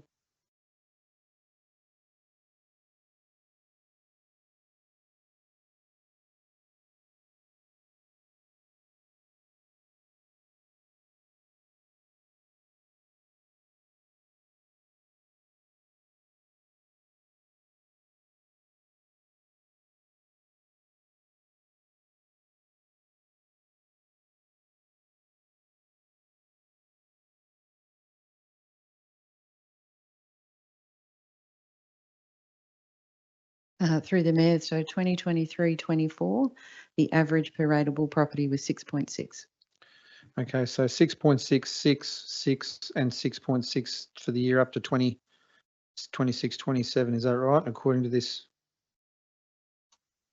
So 25% in 4 years in our term of council, is that what we're projecting? Through the Mayor, so 2 of those have been endorsed and carried by council. Yep. So if with the current recommendation that's included in the long-term financial plan hasn't been endorsed for 25-26 or thereafter. Yeah, yeah, but that's what we're projecting. So I'm just want to note that, you know, I don't think that's a great record to have 24% in 4 years. I mean, reason I ask is because I had a constituent say to me that their rates have doubled in the last 10 years. And I'm just thinking, if that's the average, what are we looking at for the community? So while it's important that it goes out, I'm just going to encourage all ratepayers out there to, you know, comment where they can and speak up. Otherwise, forever hold your peace. Yeah, Councillor Quaremba, I'm not sure that it's correct to say that we've had a 24% rate increase over the last 4 years. I'll just ask. It's projected. I said projected. Off these 24%, figures. 24% Or if increase. if it's I'll just- 6.6 and 6.6, it's 25%. Yeah, I might just ask the finance director to explain to you. Thank you through the Mayor. So in terms of the endorsed rate rises, we can comment on essentially, but keeping in mind that the rate rise for this year, for next year and the year after include a provision for the precinct, which is over and above the average rate rise, which is included in the average rate rise. And that's based on the decision on public consultation for the need for a precinct. So should council go ahead with that decision, there's an average rate rise component that is a general rate rise, and then there's an index for the precinct as well. The other thing to keep in mind in terms of historic trends is we're also playing catch up from a couple of years where council chose not to raise rates during COVID and provided rate relief, and also didn't undertake any debt collection during that period. So this is essentially a catch up period as well as from that period during COVID and after COVID. So there was always risks provided in the council reports around not raising rates or raising them by less than CPI, and that a future catch-up period would be required. Great, just got a follow-up question. So I've just got to add to that too from the director. Sure. As you've mentioned before, a ratepayer may have had a very significant increase in their rates, but their property value has gone up significantly since COVID. We know as a minimum property values have gone up some 62% in regional areas since COVID. And in some cases, there was a year we actually reduced the rate in the dollar because of the capital values. So that's also a consideration. And that's where we say the average ratepayer. Okay, yeah, just a question. I'm glad you alluded to that 62% because I'll be damned if I know anybody in the community that's had a pay rise to circumvent or cover the extra costs of that increased value in property. It's really an unrealised gain. My question though is in regards to, and I understand that we can only speak about rates that are that we've actually voted on, but if we vote on it as it stands in this paperwork here, we vote on what's here, we would be looking at a 24% rate increase, irrespective of the reasons. We would be looking at a 24% rate increase. That was my statement.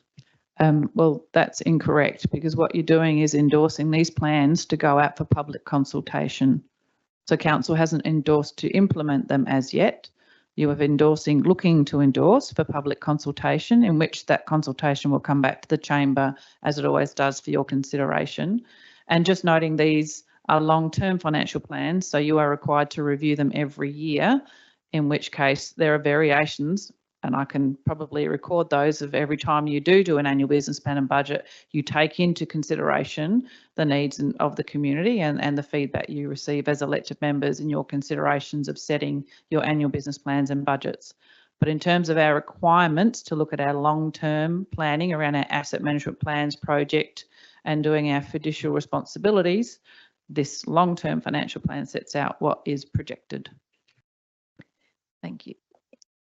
Is there any further discussion? Councillor Kemp. Thank you, Mayor. I'd like to move an amendment to the long-term financial plan.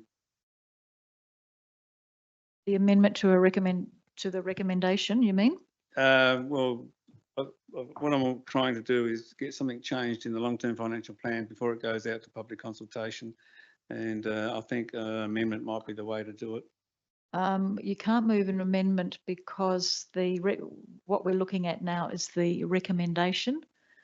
When the So you can move an amendment to the recommendation, but the recommendation Yep, that's is fine. as stated. Maybe see, maybe Do you- suggest what he wants to change. What do you want to have changed, So councillor? basically, what I'm looking at is page 417 of the long-term financial plan.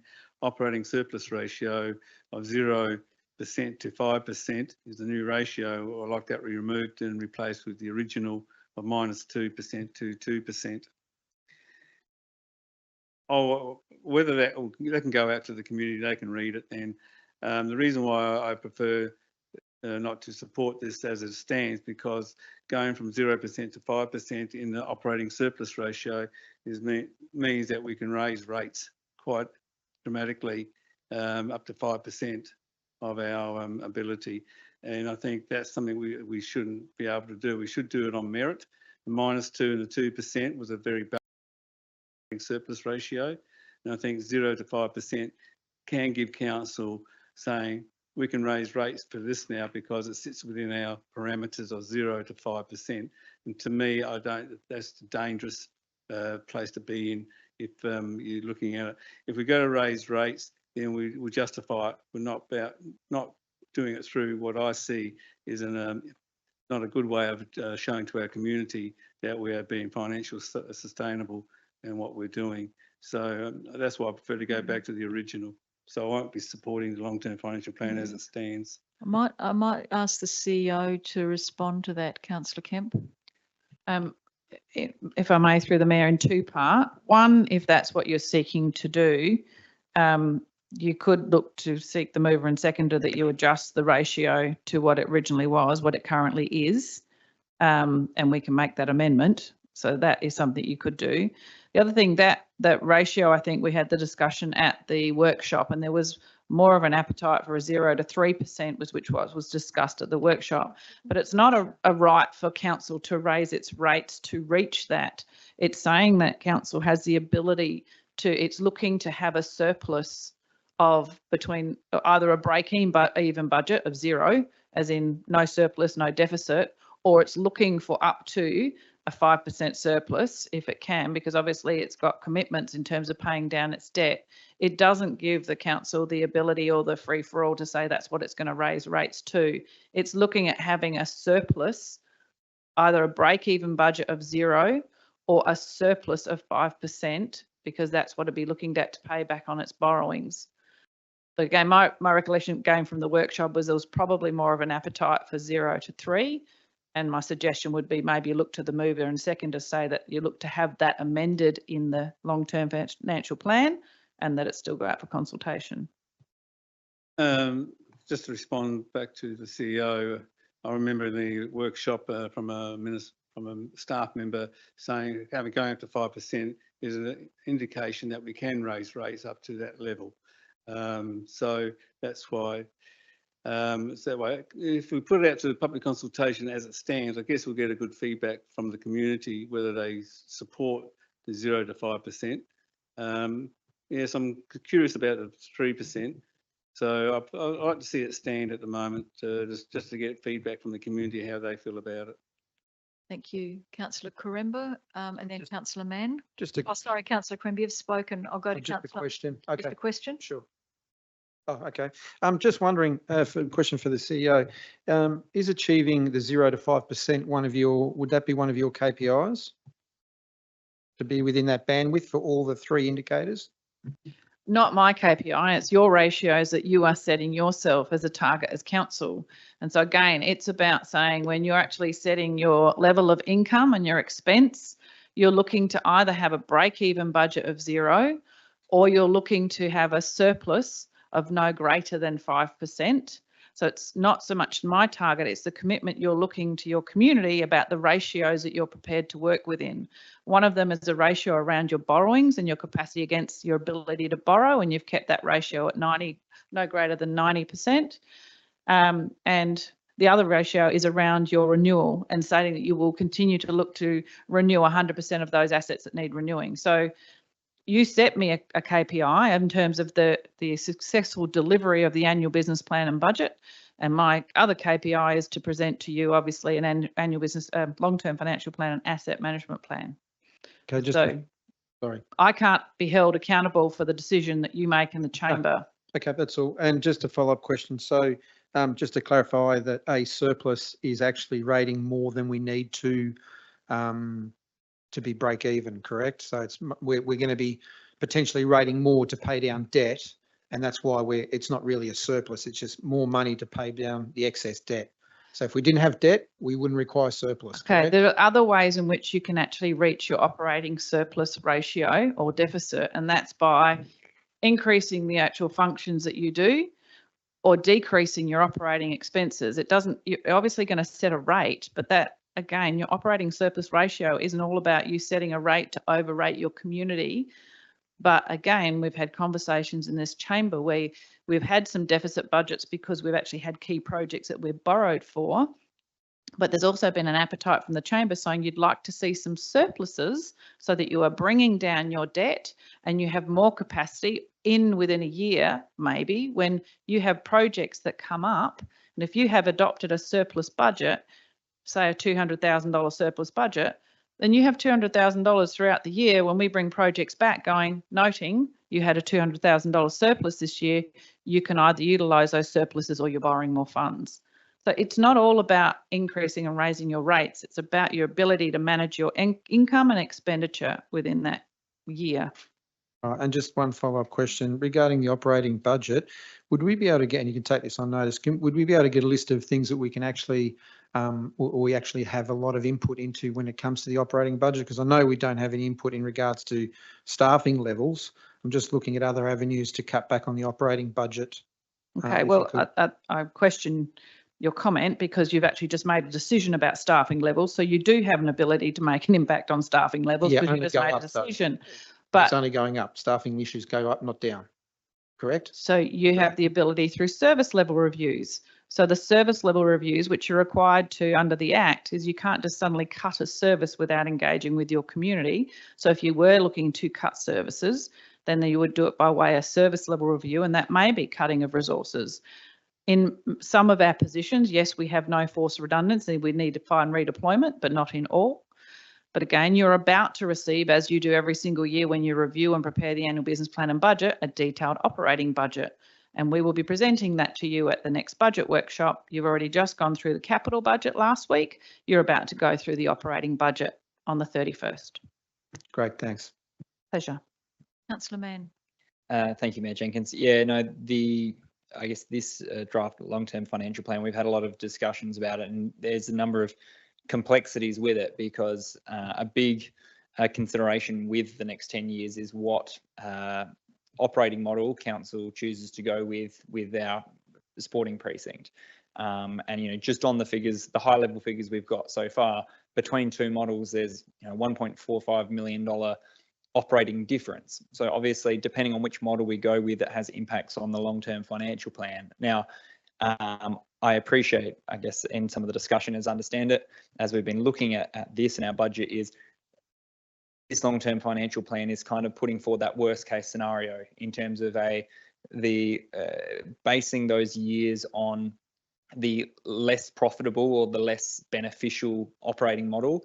But in some ways that operating, coming back to that operating surplus ratio, it's probably looking at the other end of that surplus ratio as well, because we know that with some of the, I guess, that model with the public-private partnership and council not being an operator, some of those early figures were looking at council being able to, across a 10-year period, be able to pay down our debt quite considerably, which then to do that, there's that increased revenue we're receiving because there's that extra difference between them. And as a result of that, that would require council to have a higher operating surplus ratio. So it was, I think, between 5 to 6% with some of those forecasted. So that's, I guess that's the difference. It's not just as simple as whatever our ratio is, that's how much we're going to rate or overrate the community. It's looking at what are the bands or the measures that we're wanting to stay within, depending on what our projects are or what the income is, or balancing whether we need to pay down a significant project a bit earlier. So I definitely appreciate the comments, and it's a very hard situation because there's a lot of moving parts that we haven't locked in yet, but we have to, under the requirements of the legislation, put forward our long-term financial plan and review it and put it out to the community. So I think putting forward this as that kind of worst case scenario then allows us to consider the feedback, and then hopefully improve things and adopt something better. I guess in terms of, I wouldn't be in favour of going back to that old 2 to -2%. I think what we've been hearing through the audit committee and a lot of the discussions are that even when councils aim, and we spend a lot of time and have several workshops, meetings across many months to get our budget to a break-even position, nearly every time I've been on council, or if not every time, something's come up during the year that you cannot foresee, whether it's a community group requesting urgent funding, or a project coming back as a bit more, or ratio levels and things like that. So I think it's beneficial for council to be looking at, if not, depending on, again, what our structure is and what we're doing and whether we're repaying debt or not, at least a small surplus, so there's a bit of buffer room for the year. I think if we've tried to be hopeful a bit too much that it'll stay as a break even, but I think we have to be a bit realistic and take on what experience we've had. So I wouldn't be in favour of, I guess, that -2 or looking at that more. Thank you. I'll just remind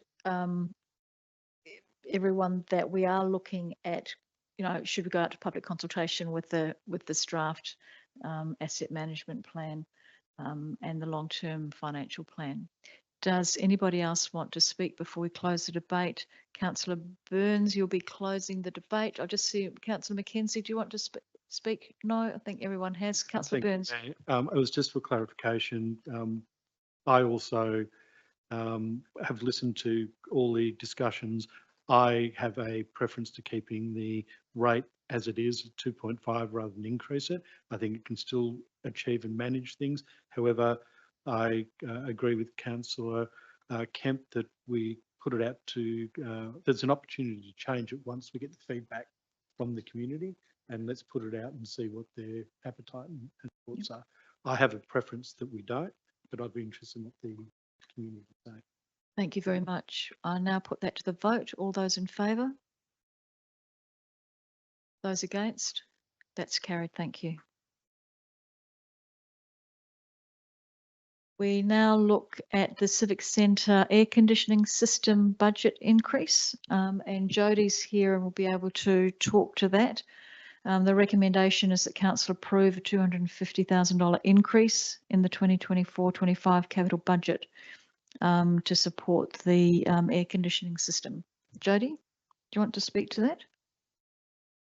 I need to answer questions. Okay. Do you want to move that way, Councillor Burns? I'll get a mover in a second first. Does somebody want to move that way? Councillor Schofield. And seconding that, please. Thank you, Councillor Mann. Do either of you want to speak to that? No, Councillor Mann? No. Does anybody want to speak? Councillor Burns and then Councillor Quaremba. Thank you, Mayor. I was just a question to find out, like, why couldn't this be deferred to the 25-26 budget, given we're only a couple of months away? I understand what you need. I'm just wondering, from timing point of view, what's the impact if we just wait till we do our budget and add this in? Thank you, through the Mayor. It does highlight in the end of the commentary that it could be a WIP project and could be deferred. Probably the biggest risk is that if we don't go with a contractor now, the price could go up. So we could lock in a contractor, but it's likely that it wouldn't all be delivered this financial year. If we were going to do it as a whole new project next year, we'd have to go to tender again. But given you've got a $250,000 increase in what they quoted, it is, if it gets looked at again, I don't see that as a problem. Councillor Quaremba. Thank you, Mayor. It just astounds me that there isn't a meeting we go by where something doesn't need more money, and I'm just wondering, like, I don't understand. I mean, I'm in the building game, and I know things go up, but 50% tells me that the original pricing wasn't done correctly, and you know, the commentary that if we don't do it, you know, it might break down, which then by then we'd have to replace it anyway. I just, yeah, I really, we just keep adding money, adding money, adding money. I'm talking about the rates. I sound like a broken record. I'm just wondering at what stage elected members are going to start sort of really paying attention to this stuff, because it's a death by 1,000 cuts.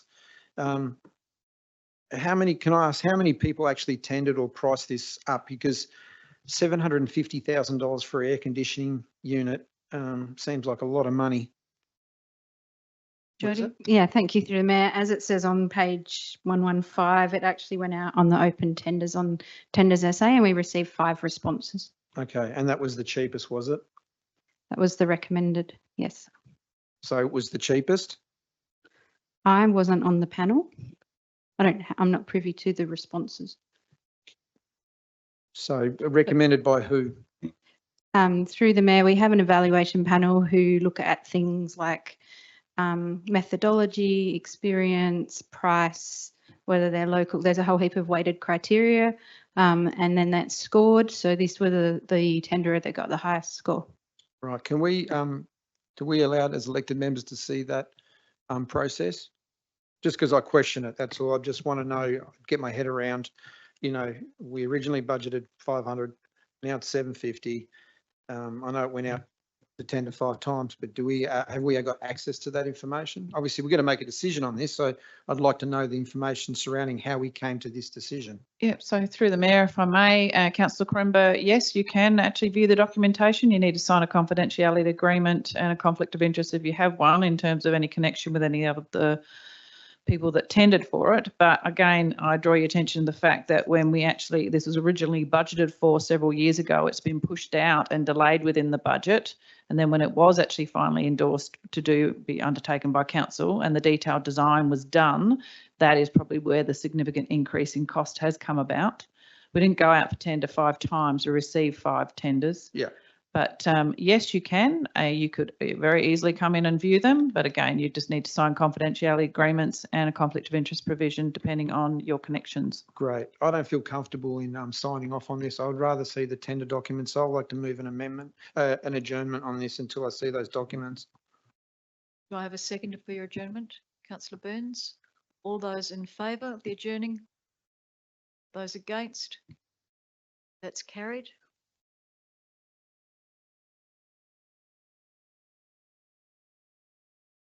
So that's adjourned, and Jody will make the tender documents available for those people that want to see them during the week. Councillor Mann?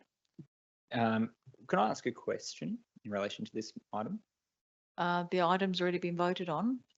Yeah, I think it'll sound like it'll come back at any point though, so it might be beneficial. I guess I was just going to say is with the tender process and the increased costing, whether there's, with the addition of this tender putting up that price, whether that may change the tender process in terms of that, why that tender was picked specifically. I'm not sure whether that may weigh into things or not. Can I ask you to ask that question again? Yeah. Sorry.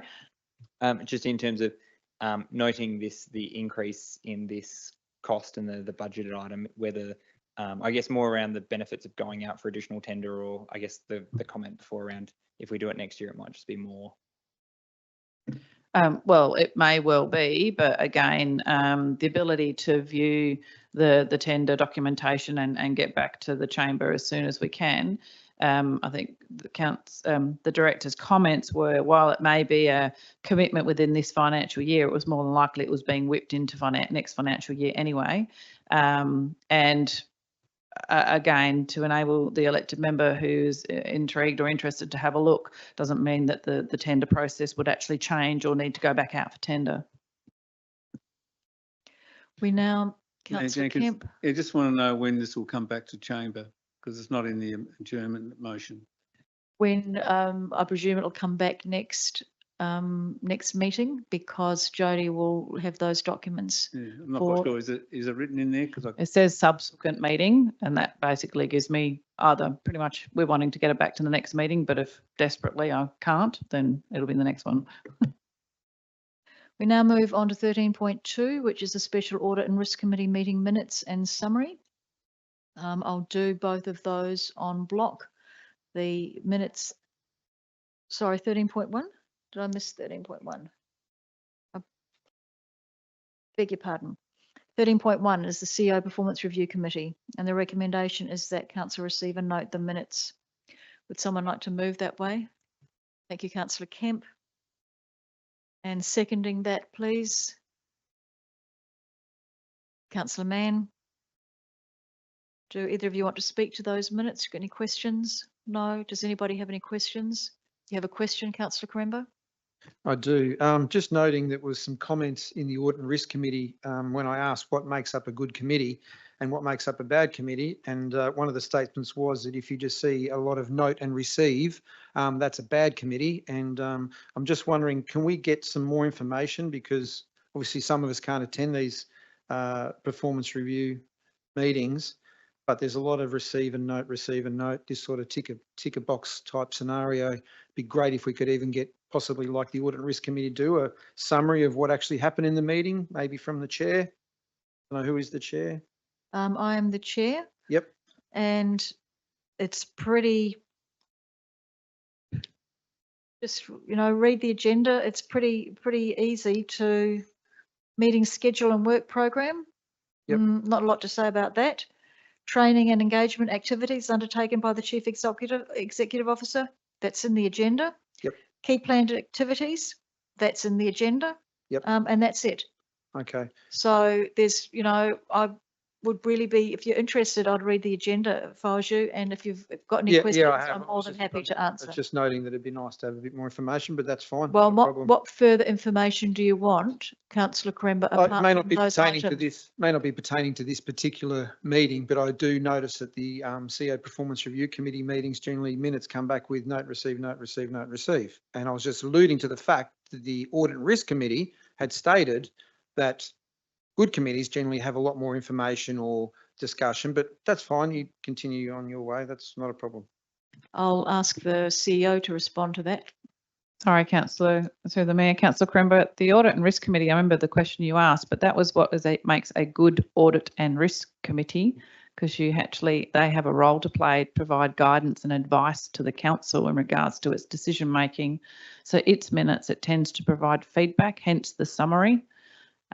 Minutes, unfortunately, and it's been debated, I know there's other members and former members who would have loved to have seen more of a Hansard in the minutes, but the requirements of the legislation is that the decision is in the minutes. And I'm sure if there's a specific decision that requires a further recommendation to council, which does happen in my CEO performance review recommendations, then that's for you to make. So they don't actually have any decision-making power. Okay, just a quick question for the CEO, just to follow up. So you said that I think in the Audit and Risk Committee, and you are correct, they said that a good Audit and Risk Committee would be that, but you said that the Audit and Risk Committee provide feedback. So what you're saying here is that your Performance Review Committee doesn't provide you any feedback then? Yes, they do when it's on items for feedback. So most of these items actually come back through to the chamber. Okay. So I think technically the council is only required to do my performance review annually. This council has chosen to do a quarterly review, which is just a progress of how I'm tracking. And that's on top of those reports I already provide to the chamber. And yes, they do give me feedback. Great. That's all I was hoping to see what that feedback was, but I think I'll just attend the next meeting and then you won't have to worry about doing anything of the things I requested. That would be great to have you there, Councillor Quaremba. And by all means, if you've got any questions in relation to the meetings, feel free to ask me, and I'm more than happy to sit down and discuss with you in further detail. Now, it's Councillor Kemp, Councillor Mann, any further discussion in relation to this? All those in favour? Those against? That's carried. Thank you very much. Now we come to 30.2, the Audit and Risk Committee meeting minutes and summary, and we have two recommendations there, noting the minutes and also noting and receiving the meeting summary. Would someone like to move that on block? Thank you, Councillor Burns. And seconding that, please. Thank you, Councillor Mackenzie. Councillor Burns, have you got any questions about those minutes and summary? No, I understand what's noted is what was discussed. So. Thank you very much. Councillor Mackenzie, any questions? Does anybody have any questions? All those in favour? Those against? That's carried. Thank you very much. The Fleurieu Regional Community Services Advisory Committee meeting minutes on 11th of March. The recommendation is receiving a noting. Someone like to move that way, please. Thank you, Councillor Burns, and seconding Councillor Kemp. Do either of you have any questions? Does anybody have any questions? All those in favour? Those against? That's carried. Thank you. We now move to the subsidiaries and representative reports, and the first one is 14.1, the Fleurieu Regional Waste Authority second budget review. I'll do that in separate recommendations. So the first recommendation is that Council approve the second budget review for 24-25. If I have someone to move that way. Thank you, Councillor Schofield, seconding Councillor Kemp. Councillor Schofield, do you want to speak to this? Councillor Kemp? Does anybody want to speak to that first recommendation? Councillor Quaremba and then Councillor Burns. Thank you, Mayor. I won't be approving this. I've been on that board, and as far as I'm concerned, too much of what happens there is in secrecy. I think it's important the elected members start to have a real close eye and look at what's going on there. Budget increases consistently. The asbestos contaminated material issue is now gone from 10 million to 14 million. And I don't believe that is even going to be close to what this potentially is going to be. We haven't heard what it's going to be. There's no end in sight. There's a class action. I mean, there's so many warning bells going on down there. They've lost 2 vehicles now. One was part of a fatal accident.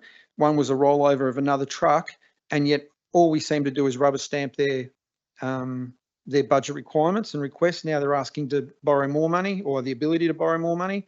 At what point are elected members going to actually take some responsibility for what is going on there? I know Alexander, and I'd encourage all elected members to look at the last meeting of Alexandrina Council. There are elected members on there that are extremely concerned. They've asked for it to be added to the Audit Risk Committee schedule to be reviewed, and we are flying blind. And I'd just like to encourage elected members to really start paying attention to this, because this is the white elephant in the room that no one is looking at. That ACM project, God help us if that blows out, we could be looking at double or triple what that money is. And there has been nothing from the FRAWA to discuss what is actually going on. Everything is in secrecy, or in confidence. And I'd also like to note now that I strongly object to having a member, I think the principal member of a legal firm that represents council as the chair of that committee. I mean, if that isn't a conflict of interest, I don't know what is. So I encourage elected members to start reading up on what's going on there. It's frightening. Thank you, Councillor Quaremba. Does anybody else want to speak to recommendation 1? Councillor Burns? Whilst I appreciate the work they've put into the budget review, I again won't be supporting it. I have concerns about the asbestos contamination costs that are included in the budget, and I think a lot of the asbestos contamination was preventable, and the fact that multiple occurrences had, and we haven't got any substantive report that I've seen. Now there may be one as to what they've done to mitigate their losses. I have concerns about any increase in budget. Thank you, Councillor Burns. Any further discussion? Councillor Schofield, do you want to close the debate? Thank you. But you're voting on recommendation 1. All those in favour? Those against? That's lost. Thank you. The second recommendation is that Council approve the Waste Authority Executive Officer or its delegate to apply for a variable loan of $2,200,000 with the Local Government Finance Association. Would somebody like to move that way? Thank you, Councillor Mann. And a seconder for that, please.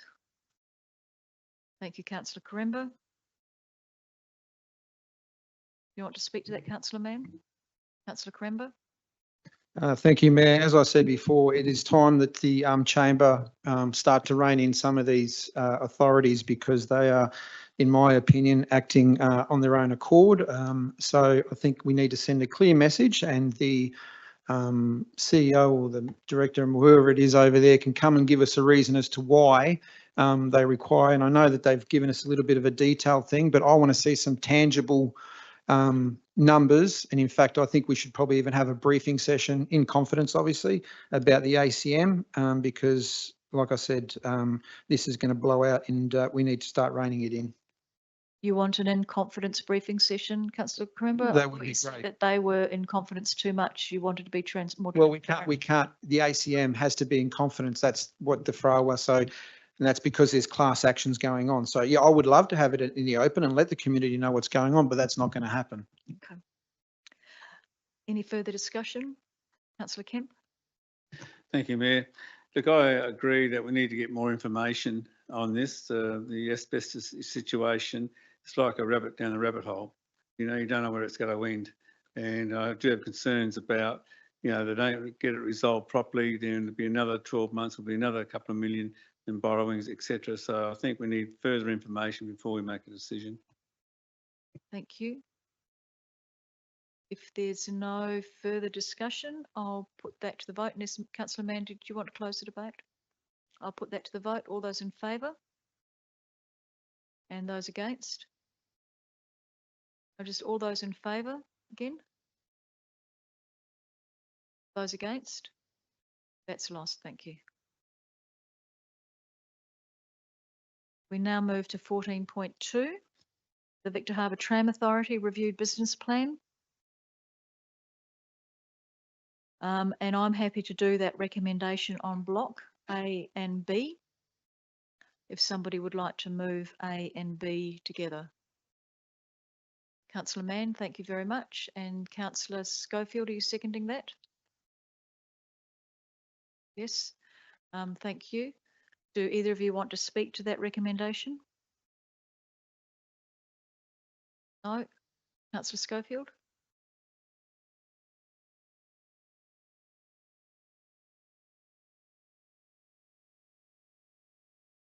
You might want to speak to it afterwards. Okay. Councillor Kemp? Thank you, Mayor. Again, this is another subsidiary which has a board, and a lot of promises were made that when the board was formed and a VIP was going to be presented, it's going to turn around the horse tram issues. I found out today that the Horse Tram Authority's got 11 horses now, I believe.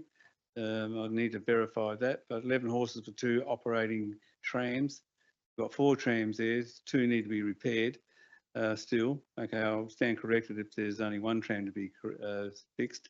But again, they're not operating at full capacity, and to have 10 to 11 horses is overkill in my belief. Those horses are designed to work hard, and there's no resistance in the tram on the rails because it's easy to pull. Even people can push the tram across the causeway. So again, I think we need to send a strong message to the authority that, you know, you need to start not relying on council's handout every year, because they promised us that they will reduce it, and it's not coming. Even though they reduced it by 5,000, but I think it needs to be better than that. So I won't be supporting it. Thank you. Councillor Burns? Thank you, Mayor. Normally, I'm quite supportive of the horse and tram, and I do appreciate the effort and work that they've been putting in. I can't support keeping the budget around the same amount. If they had reduced it by 60,000 rather than 5,000, I would have supported it. But the fact that they keep wanting more and are also making profit, to me, doesn't equate to the undertaking they gave in reducing their dependency on council. And I just think I've got real concerns. I like the concept of the horse and tram. I just think that they now become so dependent on council funding that they just aren't really running it or fulfilling what they committed to do, which was to minimise the dependency. There's always going to be a contribution, but it doesn't have to be at such a high level when they're making money. Thank you. Councillor Quaremba. Thank you, Mayor. Firstly, I'd like to say that I think, like a lot of these subsidiaries, there are sections of the subsidiary that do exceptionally well, and then there are others that do really bad. And I don't think it's fair to tarnish them all the same. I know for a fact that Councillor Schofield puts in an immense amount of work, plus all the volunteers. And I've seen that place when I've gone past, and it's busy. So I'm struggling to understand why there is still a requirement, and I don't think it's fair, like I said, to tarnish one with the other. So I'd like to move an amendment that we have an independent assessment done of the subsidiary to actually see where the shortfalls are, because obviously I believe the section where Councillor Schofield is working is doing well, but the others aren't. And instead of just handing over money, maybe we should be asking it, where is this money going and where are the deficiencies? So that's why I would like an independent assessment done. Councillor Quaremba, I don't think that's amendment because that actually changes the actual the actual motion quite considerably away from its initial intent. The other concern that I've got with your suggestion, which I actually think is a really good suggestion to have somebody independent going in there and looking at that, is that there will be costs associated with that and budget considerations. I think that might be worthwhile perhaps talking to Director Okaczynski about and bringing to council as a motion on notice in the future so that we can properly have a look at that. But I can't accept that as an amendment for today. Okay. So you want to comment, Kelly? Thank you. Through the Mayor, I just might help elected members. If you refer to page 170 of the agenda, the statement of comprehensive income actually shows the two end columns, the revised budget and then the draft budget for next year. And if you have a look particularly at depreciation, amortisation and impairment line, you can see there that it's gone from $75,000 to $120,000. And so some of the costs that would have needed to be budgeted by the horse tram in 25-26 are actually because of the new building and the new VIP experience coming online and being recognised as capital. So they are now being charged rent, which is essentially the depreciation component of those facilities, as well as a revaluation that's happening on buildings allowance for that. So we've provided the Horse Tram Authority with updated forecasts for their rent of the properties that they lease, which has been a big part of their increase within the budget. So effectively, they have absorbed a lot of that through the additional income and user charges within their budget. So that's just one anomaly that they have actually managed to keep within the area without increasing their contribution requirement from council. Thank you, Kelly. Just a follow-up question, if I may, Mayor. Certainly. So am I to understand that we're charging ourselves rent? So through the Mayor, because it is a separate subsidiary, they need to run their own full set of financial statements, which includes all the costs incurred by them for running that particular service. And so council, while it's the owner of the buildings, essentially charges a rent to the horse tram as a separate entity to show the true cost of what that service looks like. We receive an income for that within our line, which offsets our expenses. Right. So am I getting this right? So it'd be like me charging myself rent to pay off my mortgage? No, because you're one entity, whereas City of Victor Harbor and the subsidiary, the Horse Tram Authority, is another entity. So there's two separate entities. And whilst we are closely aligned, we need to treat our finances separately. Okay, so it'd be like my company charging myself rent on my building. Which may be something that you do for tax purposes.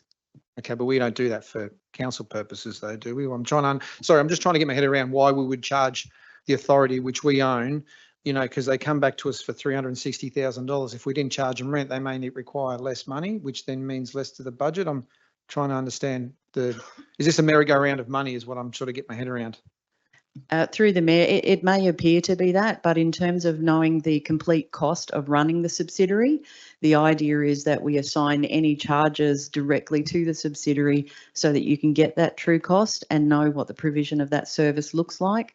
whilst overall it does become a net impact of sort of zero to the City of Victor Harbor, because we charge it, we incur it and we get reimbursed for it. It's so that you can see what that subsidiary costs to run, including what it would look like if they had to rent those buildings from somebody else. Right, okay, thanks. Is there any further discussion? I'll put that to the floor. And we're just looking at the first one, aren't we? We're doing both. No, doing both. That we did that on block. Yep. So I'll put that to the floor on block. All those in favour? And those against? That's a tie vote. I'll be voting in favour of that recommendation. Or division. Those four, Councillor Mackenzie, Councillor Schofield and Councillor Mann. Those against, Councillor Burns, Councillor Quaremba and Councillor Kemp. The chair made a casting vote and voted for approval of the recommendation. That motion is carried. 14.3, the Victor Harbor Horse Tram Authority, again, increase of cash advance debenture loan funding from the Local Government Finance Authority. And the recommendation is to approve, acting as a guarantor, the application for increase in cash advance debenture loan to $300,000. Would someone like to move that way? Thank you, Councillor Mann. And a seconder, please.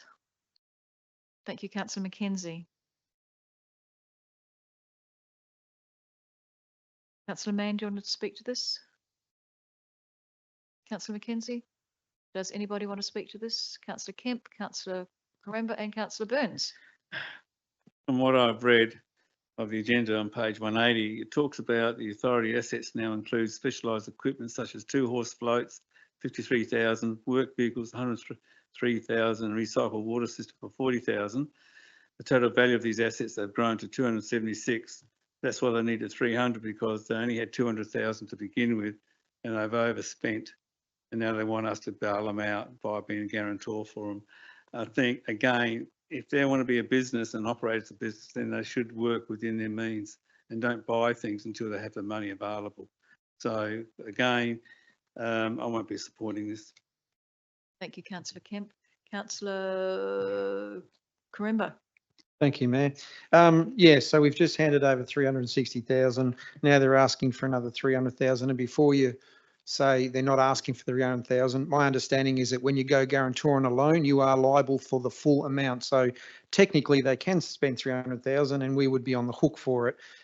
Like I said, Councillor Kemp was saying, I think we need to start reining some of these things in, having a good hard look at where they're making money, where they're not, and start to force some changes. Otherwise, we'll find ourselves with a lot of subsidiaries that end up costing a lot of money, and we can call them services if you like, but they still have to be funded, which will stop us from doing other things that we may need in the future, such as, I don't know, roads, footpaths, bridges, you know, just those boring things that we should be doing in council. Councillor Burns. Mayor, I have to say I was surprised to see a second request coming in, and in same as Councillor Kemp, in reading through this, I was concerned that they are exceeding their costs and then looking for council to be guaranteed. I struggle with this and I can't support it. Sorry. Does anybody else want to speak to this? Councillor Schofield.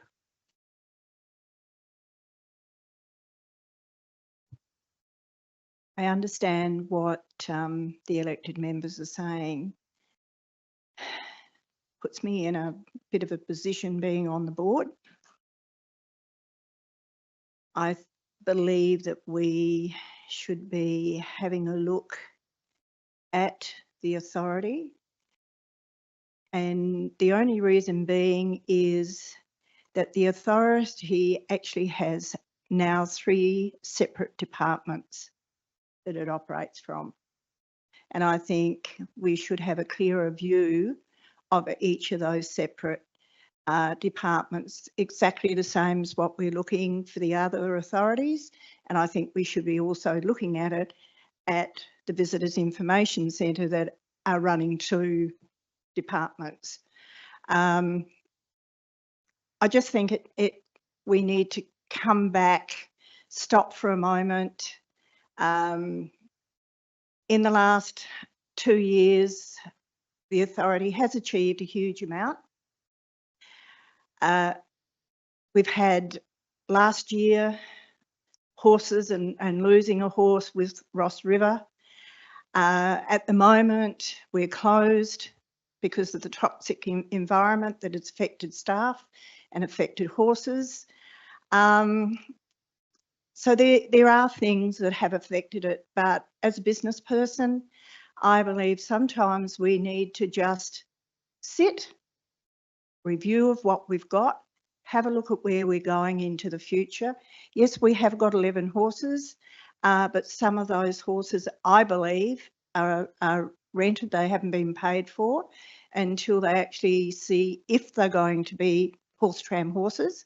In the past, we've purchased horses and then found they weren't suitable, and we've had to get rid of them and get more in. And so the offer, I believe, has come that they can actually lease them to see how they're going. But I just think I'm really, this is very, very hard for me, but I think we should look at that review. Thank you, Councillor Schofield. Does anybody else want to speak to this? Councillor Quaremba, you've already spoken. Have you got a question? Just a question, thanks. Councillor Schofield, and thank you very much for that, because it must be really difficult, because I understand the amount of hard work you've put into this. Just something was brought up then, is that some of these horses are on rent, or is it rent to buy? Is that sort of, and I've read a lot of the documentation. I've never read that. I was always under the assumption that we owned all these horses, and then you may ask the question, and even like you just said, you try them to work out whether, so that's sort of the level of information that I think would be pertinent in a review to understand. And it's not to have a go at the Horse Tram Authority, it's to actually help them achieve their goals, because when they succeed, we succeed. It means they need less money. And I think that's why it's pertinent to actually say, like Councillor Schofield said, stop, look at where we're doing and review and go right.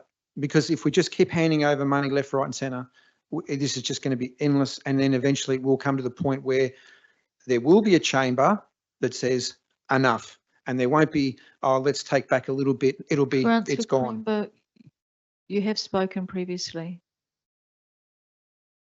Okay, I'll put this to the vote. All those in favour? Those against?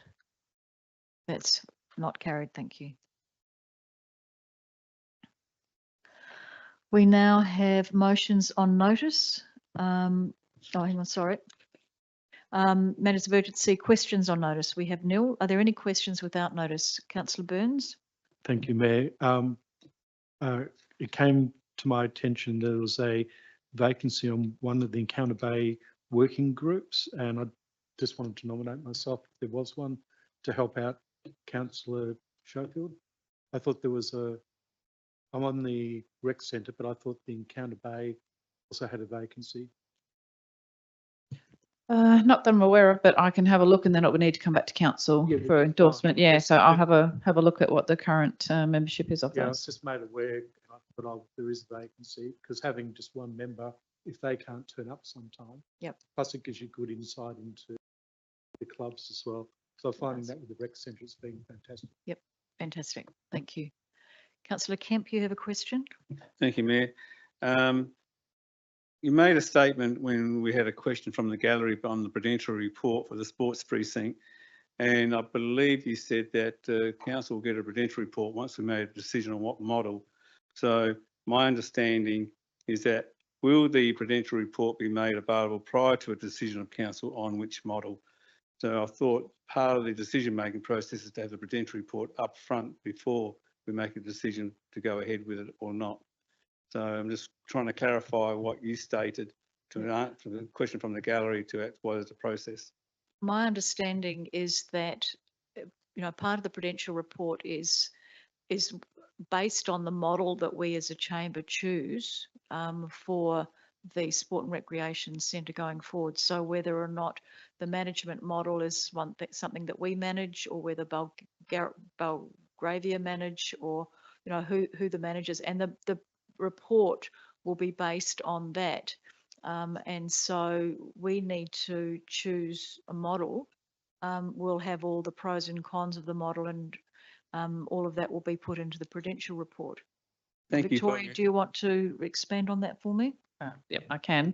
So just going, the decision not to whether you enter into an agreement with the developer, that's not the decision. It's a decision on the actual operating. Your prudential report has a whole heap of information, and you've received the draft, a couple of the drafts. So one of the elements within that is the long-term financial impacts of the proposed project, and the decision point in regards to which model has a difference as to what the operating long-term financial impact looks like.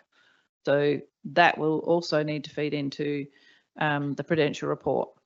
The prudential report's not a financial document that says yay or nay in terms of your decision. It's there to make sure that you have done your due diligence and you've looked at every single element that you need to do before you make a decision. A follow-up question, if I may. To me, wouldn't it be prudent, and this is going against what the CEO said, wouldn't it not be prudent that we have a prudential report on the two models, which is out there for community and understanding? So that will go a long way to help the chamber to make a decision, which is the best model to go for because of the financial impacts, long-term, et cetera, So why wouldn't we not get one report which actually covers off on two different models? Because the only difference is that we become the tenant in model 2 instead of model 1. So the report would cover most of the issues. So I just thought that'd be more prudent. Okay, there's a cost in doing two prudential reports, but it's about two different decisions, but then it doesn't give you the final picture because you're still not able to make a decision based on all of the relevant information moving forward. The council has been, and that prudential report is actually made up of elements of stuff you've already received, and you're considering the various risks of the different models. The long-term financial plan modelling that the council has had presented to you on the various different models. All of that information is the elements that you're referring to. But again, the prudential report is not a publicly consulted document. It's there to inform the chamber in making an informed decision. And it may be after you've made your decision, you release and make that publicly available, but it's not a publicly available document. I mean, the Act specifically says it's for the council to be able to make an informed decision. Councillor Quaremba, you've got a question? Yeah, I do. Just regarding this prudential report, so am I clear in saying that we'll be making a decision on which operating model we'll be proceeding with prior to the prudential report?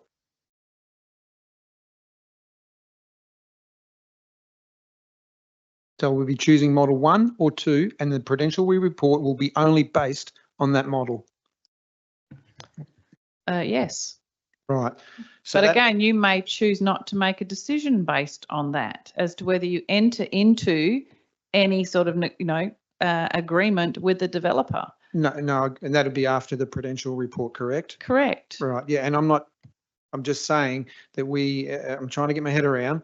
We'll be making a decision on which model we're going to go down prior to a prudential report. So therefore, I would think that all the information that would be in a prudential report should be given to the elected members prior to choosing which of the two operating models, because I've heard even tonight, still people aren't talking about a difference even in funding of 1.5 million, when we've already assessed in this council that that is not entirely correct because the forecasting of usage has not been done. So I think what Councillor Kemp is alluding to is that the community would feel probably more comfortable knowing that a prudential report covers off on both.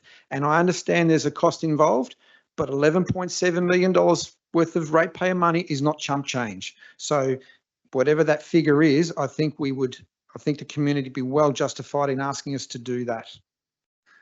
I've got another question after that, please. My question, I think the mayor alluded to council being well aware of its requirement for prudential reports when it comes to projects. And I think we have discussed this in the Audit and Risk Committee. Can we please have elected members have a document showing why there wasn't originally a prudential report done for the computer system? Because as I said in the Audit and Risk Committee meeting, that it had triggered the requirements according to the Local Government Act. So if we could just have that documented. I know it was verbal, but I'd just like to have it documented for elected members, please.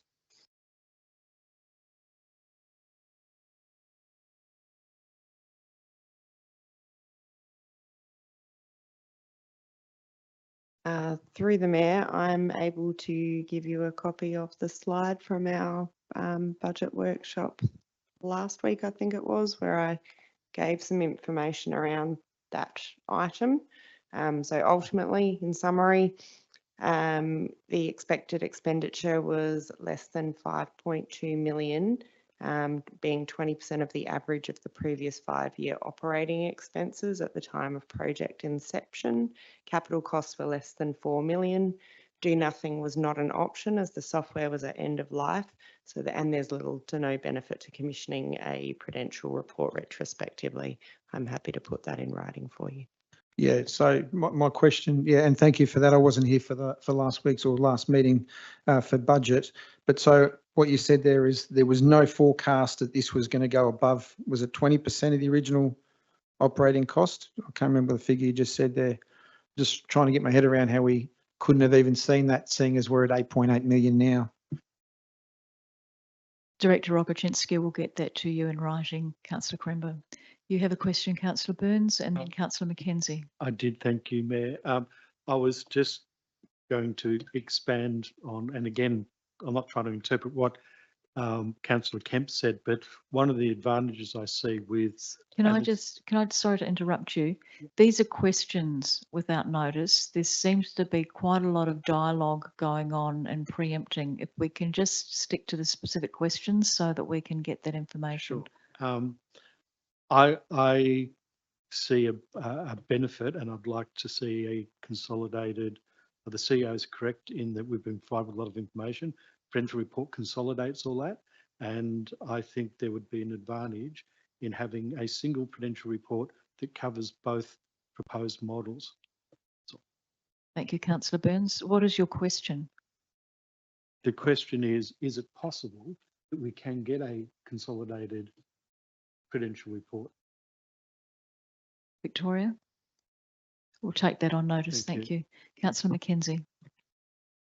Is there anything that we can do as a council to help progress the establishment of mountain bike trails in Victor Harbour? I know there's an update that came out about a month ago, but I was just wondering if there's any other update or anything else that we could be doing to help that happen.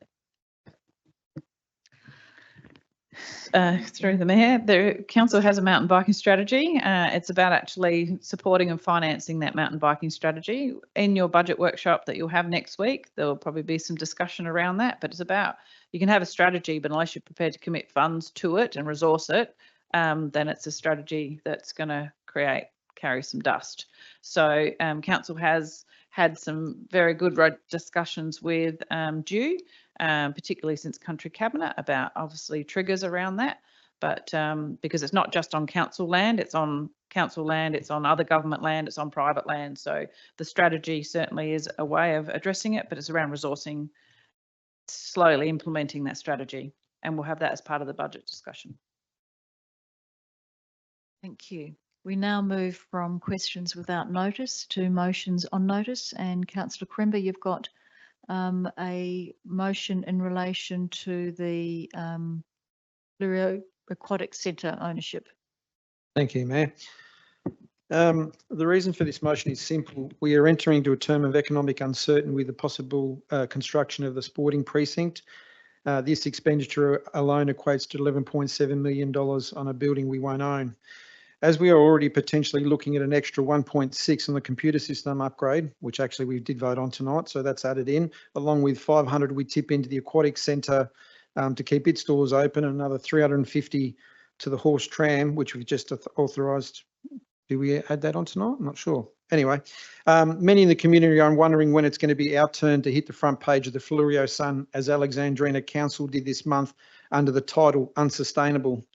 As many of our ratepayers are feeling the pinch and finding it harder to make ends meet, also noting that 40% of our community are on some form of government payment, now is the time for Council to tighten its belt. Now, I would like to make it clear, I'm not advocating for the closure of the Aquatic Centre. I want to make that very clear. I can see that it plays a part in the well-being of the community.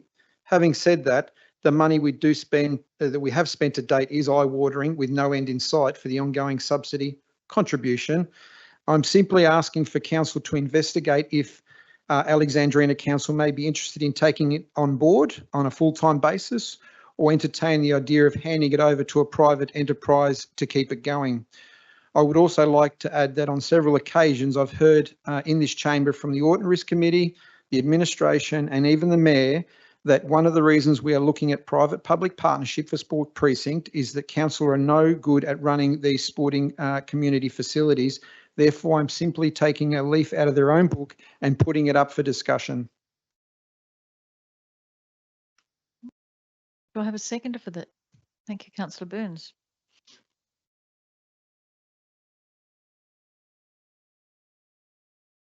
Would you like to speak to that, Councillor Burns? Yes, thank you.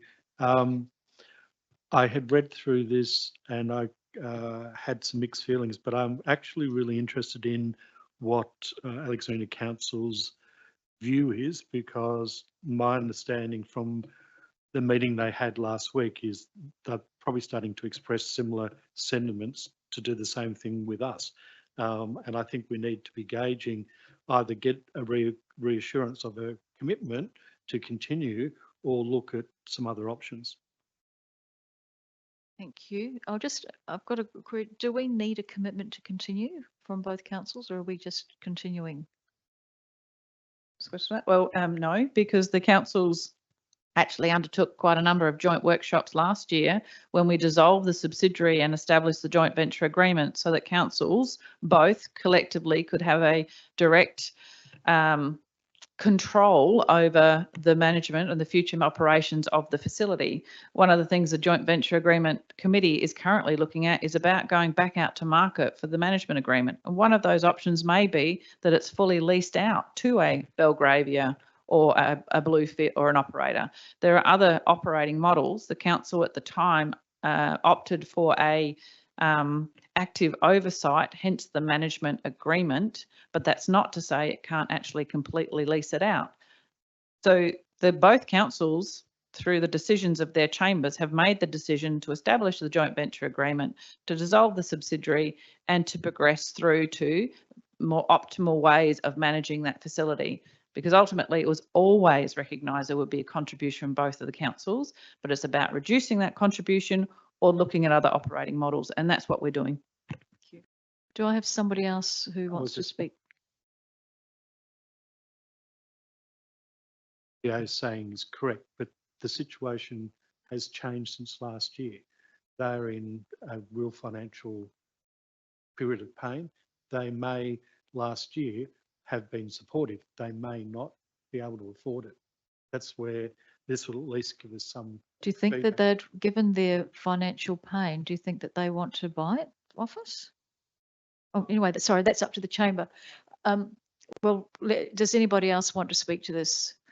Councillor Kemp? Thank you, Mayor.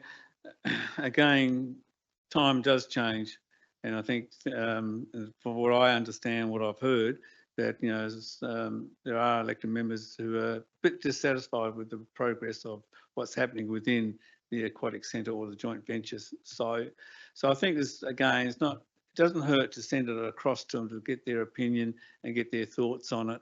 It will just create more discussion about what is the best for our community, whether, again, is a private partnership, a lease agreement or something else comes up. But I think, let's get the discussions going again. And I think this motion is the right way of doing it. Councillor Mann? Thank you, Mayor Jenkins. Yeah, no, I appreciate some of the views shared. I just don't necessarily agree. I think we and Alexandrina have gone through a significant amount of work to establish that joint venture between the two councils. And I think that one thing that strategically isn't a great thing for us to look to do is set about going about trying to fix some problems, but then not giving it any time to look at whether there's any resolutions that can be reached or any cost reductions. And I think the CEO summarised perfectly the opportunities that through that joint venture we can look at going out to. And I'm not sure necessarily. I don't think my reading of this recommendation was all around the sale of it to private, as opposed to looking at the lease arrangement or something similar to that, which I think is better because it's only, as we've discussed tonight, it's pretty early in terms of its long-term or its expected lifespan of 40 years. So I think at this stage, it is an asset to the community, and I agree around the importance of it. So I don't think selling it completely off, whether that's to Alexandrina or any other private enterprise, is necessarily the best way at the moment. I think continuing to work through this joint venture arrangement and look at different operating models, whether that's fully lease or what level of oversight and control council has, I think we need to do that first and explore that option before we look at anything, I guess, more extreme. Thank you. Any further discussion, Councillor Schofield? Yes, look, I'm having a look at this, and the joint venture is still in its infancy. It's a new business concept or a new business avenue. And as most people know in business, when you're starting off new or you're changing your plans, it takes a little while to implement those. And at the end of the day, you may not reach your goals, but then you're able to sit back and have a look and see where you've gone wrong and what you can do. And I think that's what we've already done. We've had a look at the system and we've looked at the joint venture. So let's just sit back, give them a bit of time to work on their business plan and what they're going to do before we jump in to the water. I mean, it's a bit toxic at the moment. Thank you, Councillor Schofield. Councillor Mackenzie, did you want to add anything? Yeah, I just agree with that statement that it is the joint venture. I appreciate the intent behind this this motion, but yeah, I would like to see the joint venture have some time to really flourish and see what becomes of it. And yeah, we can always review it down the track from there. Thank you. I now put that to the vote. Sorry, do I get to close the debate? Sorry, do you want to close the debate? Thank you. And I'm glad that everybody's spoken. And I just want to remind elected members that when we signed into this joint venture, part of that was the way it was sold was Alexandrina would be looking after this because their CEO had run or had done things with swimming. Now he's cut and run, and I'm sorry, but as far as I'm concerned, we are changing the seating arrangements on the Titanic. All I'm saying is try and get as many people off as we can and save whatever money think we're going to save. I'm forecasting, and I think conservatively, $500,000 a year over the next 10 years, not including any repairs that need to be done, is $5 million. While the building is still in good position, while there may be some interest, I strongly suggest that we could look at potentially offloading this to a private enterprise. Maybe Alexandrina may feel that they want it. The precinct, it's not going to go away. This is simply asking for us to expedite this discussion. And I know of at least 4 elected members at Alexandrina that are very keen to do the same. There is appetite within both chambers to not kick the can down the road anymore. And I guarantee you, I'll bet as much money on you want, in 12 months' time, we'll be having this exact same discussion and not be better off any better off financially. So I would encourage elected members just to open the lines of dialogue. It's a simple request, and I think it's important that we get all the elected members in a chamber together to, as we said with the horse tram and every other subsidiary, is pull it apart and make a real valid assessment as to whether this is something that we want to continue with. Thank you. That closes the debate. All those in favour? Those against? I'll be making the casting vote. I'm going to vote against it.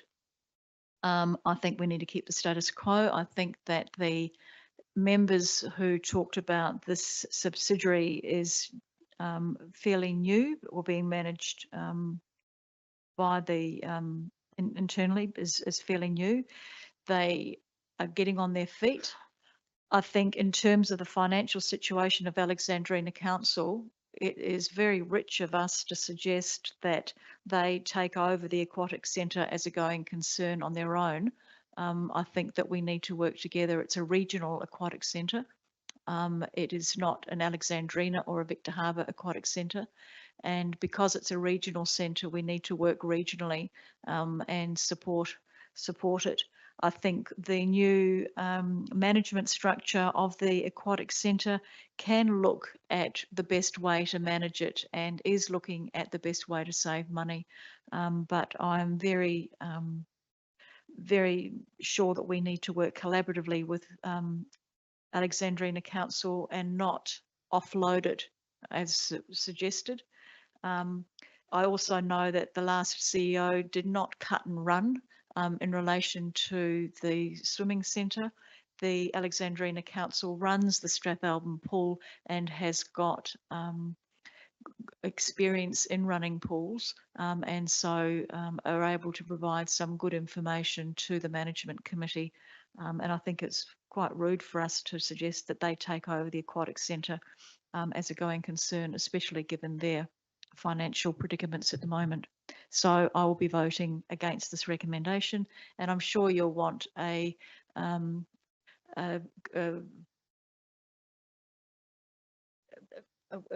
division. You're a mind reader. I am a mind reader, aren't I? So voting for it, please, Stuart Burns, Councillor Quaremba and David Kemp.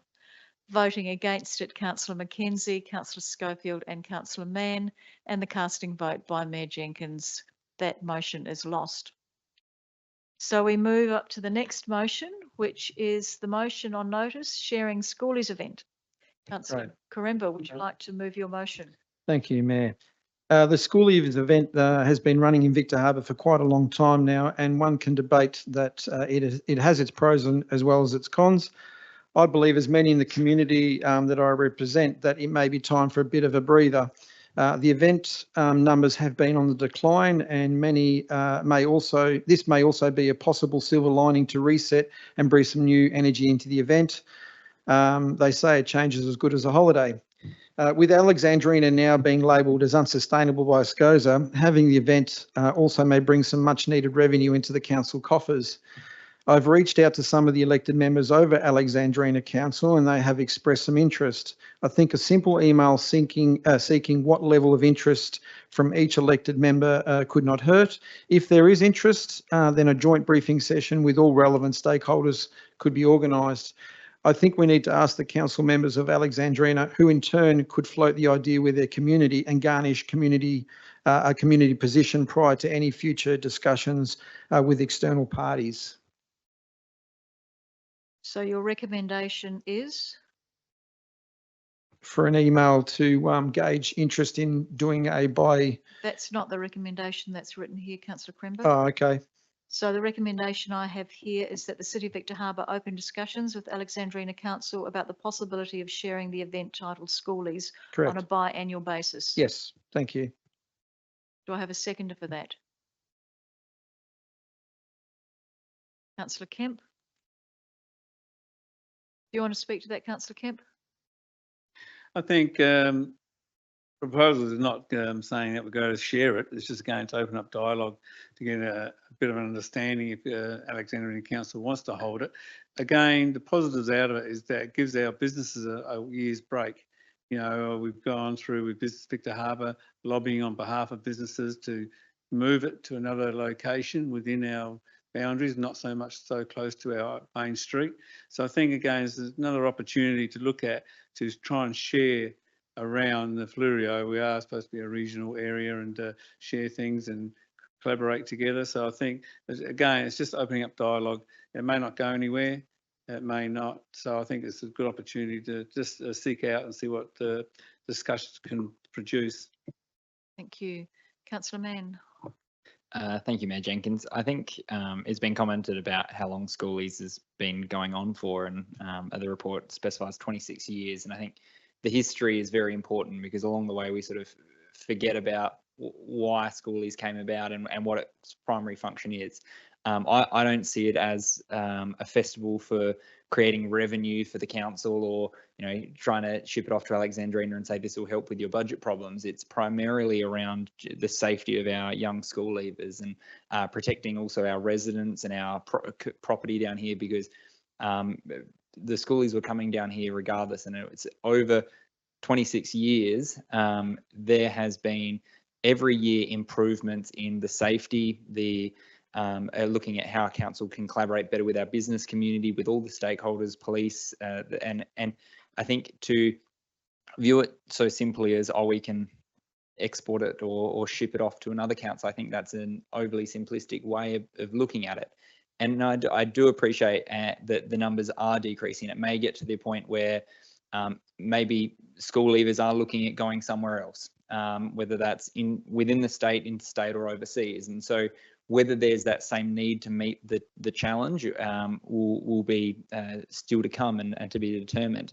I think the opportunity which we have never tapped into over the 26 years, as far as I'm aware, is that, I guess, as we've discussed tonight around the need of attracting and retaining young people, we have thousands of young people coming into our town, and yet we don't do anything to try and retain them or promote the town. And I think there's really a opportunity here for us to tap into to, yes, they're enjoying themselves at night, but they're also walking around the town, they're also taking in the businesses. And I think what we can try and do is look for the next Schoolies and future ones to how can we to a greater extent promote Victor Harbor as a place to live and to move down to. I think there's untapped potential there, and I don't think there's any other way or any other event where we can get such a significant amount of young people that we're trying to target down into our town.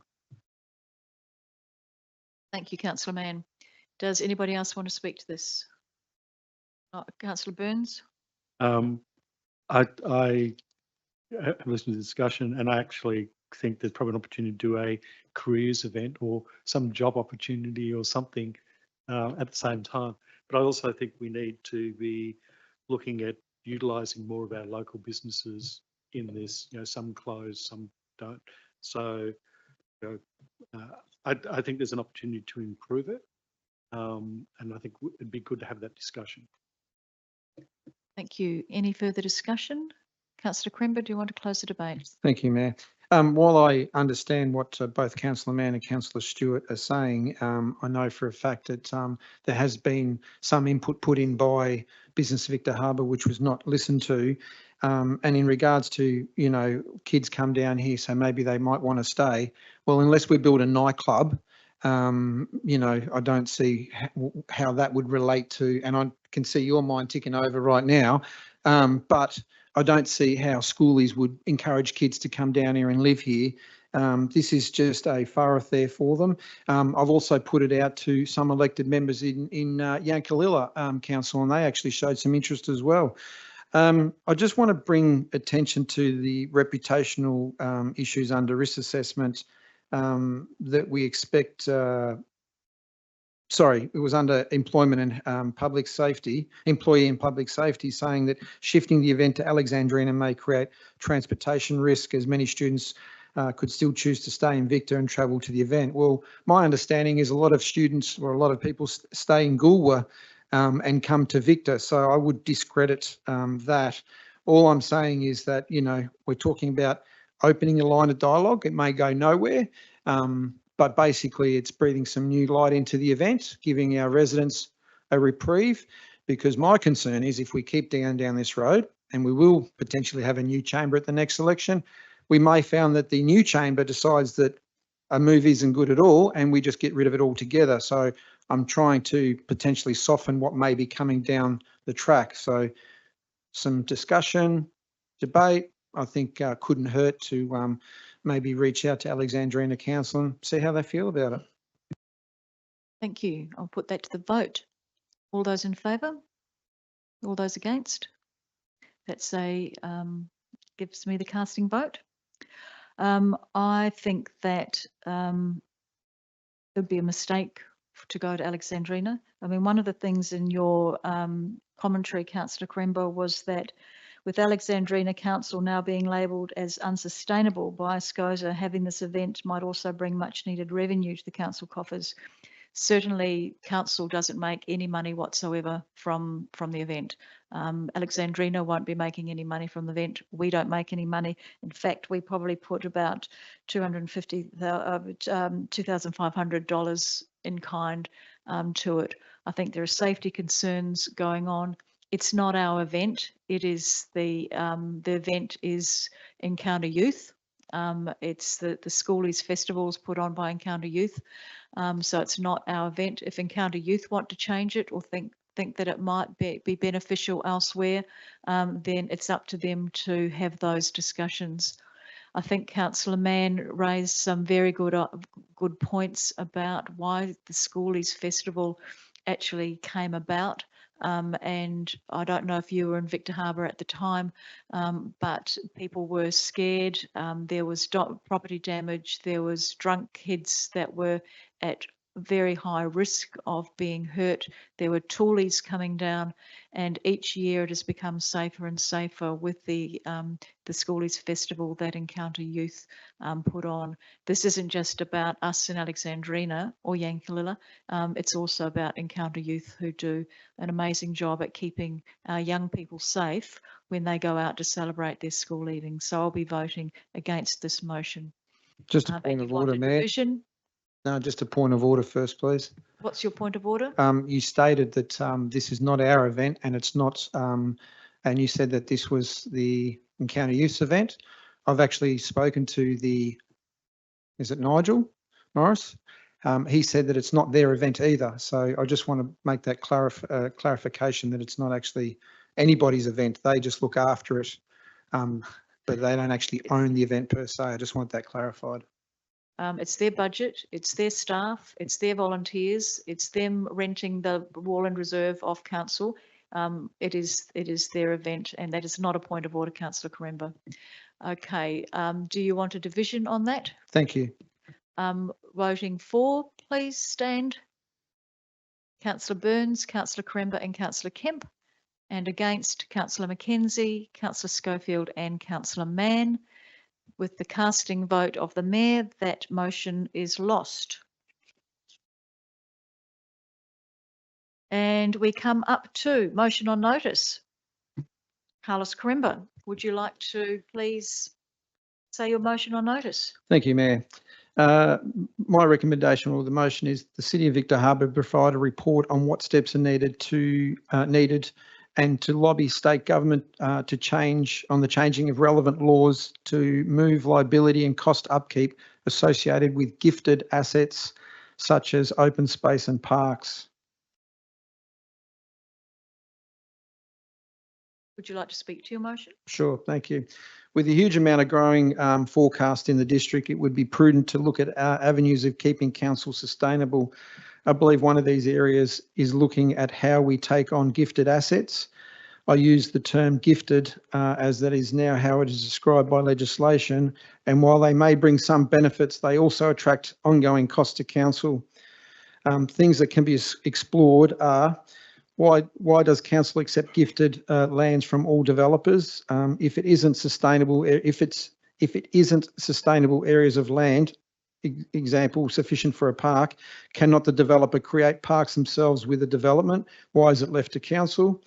Can a developer gift partial allotments or surplus land to councils as they finish a section before the entire development is finished? Or can they only be gifted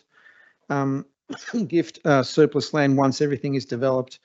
What is the current time frame for a developer gifted surplus land for a development to council before they pay rates on the remainder of the development?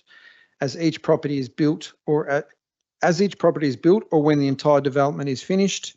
When a developer gifts lands to council, do they receive any benefits for doing so? EI tax offsets, discounted rates. Does council administration maintain a register of all gifted land received, including land likely to be gifted within each financial year? what is the average cost to maintain gifted land per annum? Obviously, this will depend on the size or approximate cost per square metre, for example. This report will simply provide elected members with possible pathways to achieving a more equitable split of cost once a development is approved. Thank you, councillor Quaremba. Do I have a seconder for that? Councillor Burns, do you want to speak to it? Yes, thank you, Mayor. I was actually interested in getting more information via a report on this.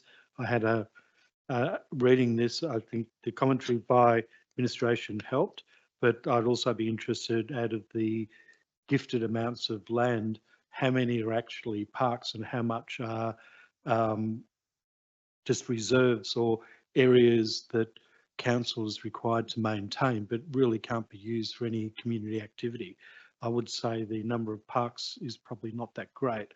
So I think there's some opportunities to look and review what we can do. And I understand the requirements of the legislation where for so many houses you need a certain amount of parkland, but quite often developers will have unused land that they just pass over to council, and that's a cost. And already, with the growth level, we're really going to have to be investing more money into our open space teams to be able to maintain it. And having the report will at least tell us if there's some opportunities to get the developer to give us timelines, or some contribution can be negotiated, or just to give us options. Now, there may not be, but at least it doesn't hurt to have a look at. Does anybody else want to speak to this? Councillor Kemp? Thank you, Mayor. Again, this is just an opportunity to see what can be achieved in this space. Things start from a small thing and grow into a big thing, and there's some ways you can change legislation for the better, but we won't know until we ask. So all this motion is, as far as I understand it, is asking the government, basically, is this an opportunity to do what the recommendation says, that council has the opportunity to reject or not even accept land from a developer, and the developer has to look after it. So again, it's just an opportunity for council to raise the question to get an answer back from government. Thank you, councillor Kemp. And I note that a number of the questions that you've asked councillor Quaremba are answered in the officer commentary. Does anybody else want to speak to this? Councillor Mann?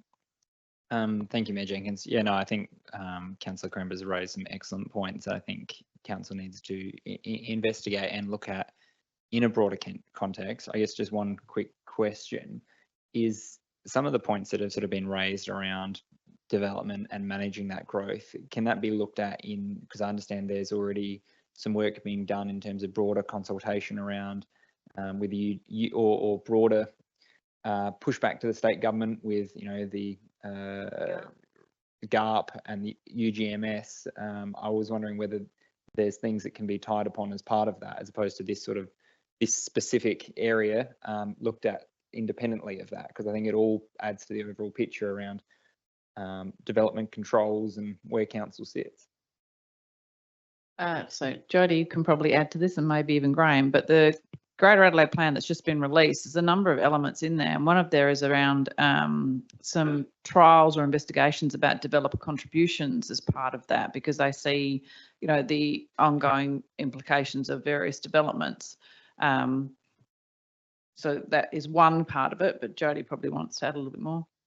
And just on the bottom of page 196, it highlighted that our open space and recreation strategy actually identified we've got gaps in our active recreation facilities. So there is a risk that if the developers don't provide these parks, we might need to purchase land to provide these parks for our community.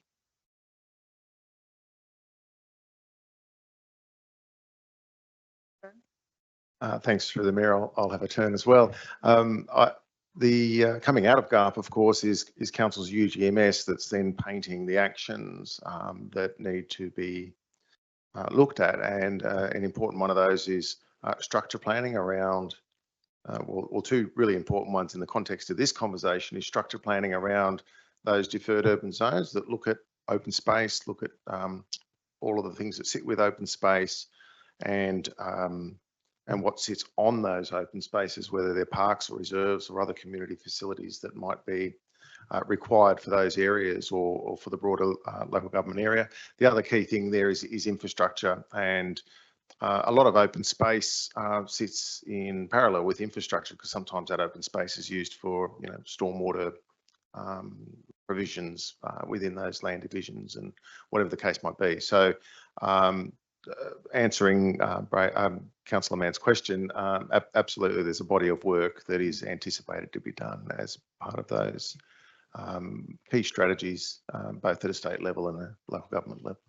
Thank you. I guess just to finalise, I completely agree that we need to look at this, and I think it's great that Councillor Quaremba's put up this motion. But I think in terms of looking at, because going exactly off what the wording of the recommendation says, it's and to lobby state government on changing the relevant laws to move liability and cost upkeep associated with new gifted assets.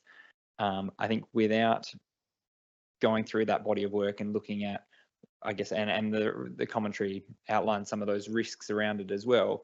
I think when we're doing lobbying, and I think we should be doing more of it and pushing back, I think we really need to do it in a strategic and measured way based on all of that planning. So I think whilst I definitely agree with both investigating this more and doing that lobbying, I think it's important that we do it in the context of that broader work that council is going to be doing it and looking at, as opposed to putting something specifically up here. So in that context, I don't think I'll support this one at this stage. Councillor Burns? You, Sorry, you seconded this, didn't you? I did. You did? We'll just wait and see if anybody. Sure, that's all right. You've already spoken to it too. Yeah, we'll just wait to see. Anybody else wants to speak to this? No? Okay, go ahead. Just in closing this, I totally understand what Councillor Mann's saying, but the reality is that state government will still be talking about this in 2 years. And there's an opportunity with the federal election next year to at least, I see this as complementing what the GARP's doing, because it's sort of targeting a similar area. And at least by having a report and seeing if it's viable, if we can lobby, it may influence or create something with an election going on. There's opportunities, and it doesn't hurt to do it. And I understand what you're saying. If it was an election, I'd say combine it all in and wait. But the state government has released the GARP discussion or plan, but they're still doing their infrastructure, Department of Transport, which they said will still be another year or plus away. So that makes it very difficult. But here I think we've got an opportunity. So I'm aware you have spoken previously, Councillor Burns. I'm just giving you a bit of leeway, but that's right. Don't go on too much. No, I won't. That's fine. Thank you. Councillor Quaremba, Councillor Mann, you want to respond? Just a question, if that's all right. I guess in terms of to Graham, in terms of looking at that current body of work and what's going to come out of that, and then the avenue for specific targeted consultation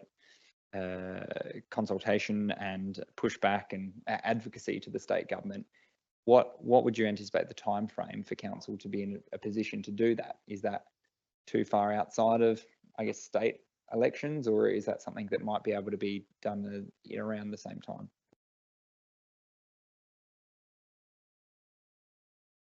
Through the Mayor, yeah, so timeframes, we're anticipating the UGMS had been pushed back a little bit, awaiting the outcome of GARP, which sort of slipped in between it. That's now been released.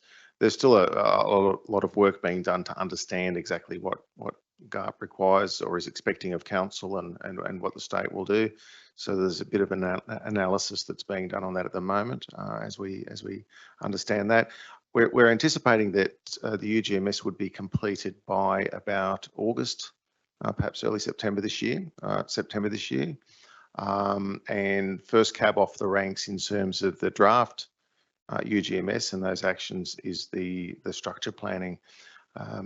So certainly that's the point where things will start to warm up in terms of a project happening. How that lines up with state government election, which will be March the following March next year. for them to do something at a point in time prior to them going into caretaker. It's probably opportunities would be limited. It's probably a longer term project that'll extend beyond that. The other way of advocacy is through the local government association at the AGM. And so the council can actually put through a motion from the council that goes to the board of the local government association, and then that will get to the AGM. So that's another way of actually getting the local government association, because these are issues that impact on not just this council, but every council. And they may be able to do that. So thinking about how to advocate in that way might also be helpful. Yeah, okay. We'll just Councillor Quaremba, would you like to close the debate? Yeah, thank you. Just to answer the question. Oh, sorry, before you do Yeah, that, go. there's a question. So just a clarification, because I think Councillor Burns and I are on different pages around the actual motion. I think Councillor Burns just made the comment that it's just about a report.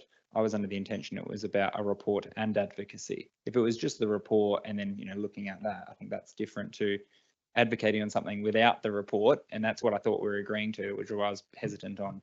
I think Councillor Quaremba can probably clarify. Yeah, I'll just clarify. It says a report and what steps are needed, not to do them, just what steps are needed.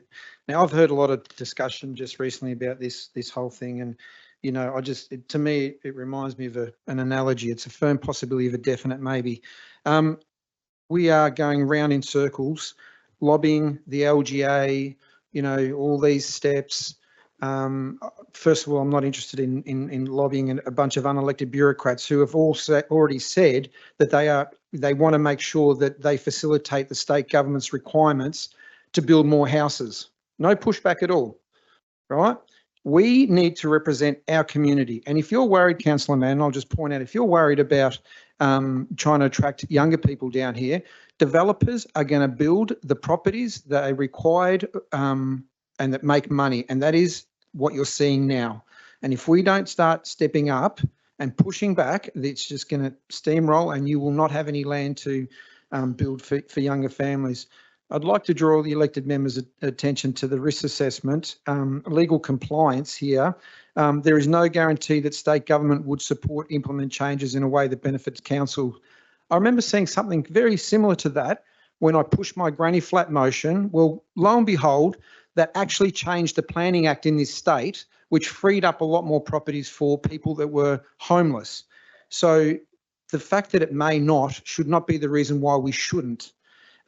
Also, in reputation, advocating for policy changes may affect relationships with developers, impacting future negotiations and planning agreements. I think, and we can't speak about it obviously because it is in confidence, but we've all had a dealing with a local developer and look what they've done. So I think it is time that we send a clear message to the state government and anybody else that wants to come down here is that we will be looking at whatever we need to do as a council to become more sustainable. And if that means you've got to cough up a bit more money when you do your development, that is all I'm asking. Once again, it is literally asking for a report and steps required to lobby, not lobbying. Thank you, Councillor Quaremba. You've closed the debate. The debate is closed, Councillor Mann. I guess it's just clarification on what I'm voting for, because I appreciate the You're clarification, voting- but it's just different. to You're what voting for written, the no, recommend. yeah, I know what I'm voting for, but it says, I appreciate the motion that will go into council and what administration will act on is different to what I understand Councillor Quaremba is saying, because the detail here says provide a report on what steps are needed and to lobby state government on changing the relevant laws. That's the motion that Councillor Quaremba. Can I put amend there. the motion then, please? Thank you. Can I suggest you just remove the word "and"? Perfect, thank you. Well, put that to the vote then. All those in favour? Those against? That's carried. Thank you. Now, it is after 8:30. We have got one more motion. Can we have a toilet break? Sorry, Mayor. Yeah, Thank you. toilet break and then one more motion. That's it. Thank you.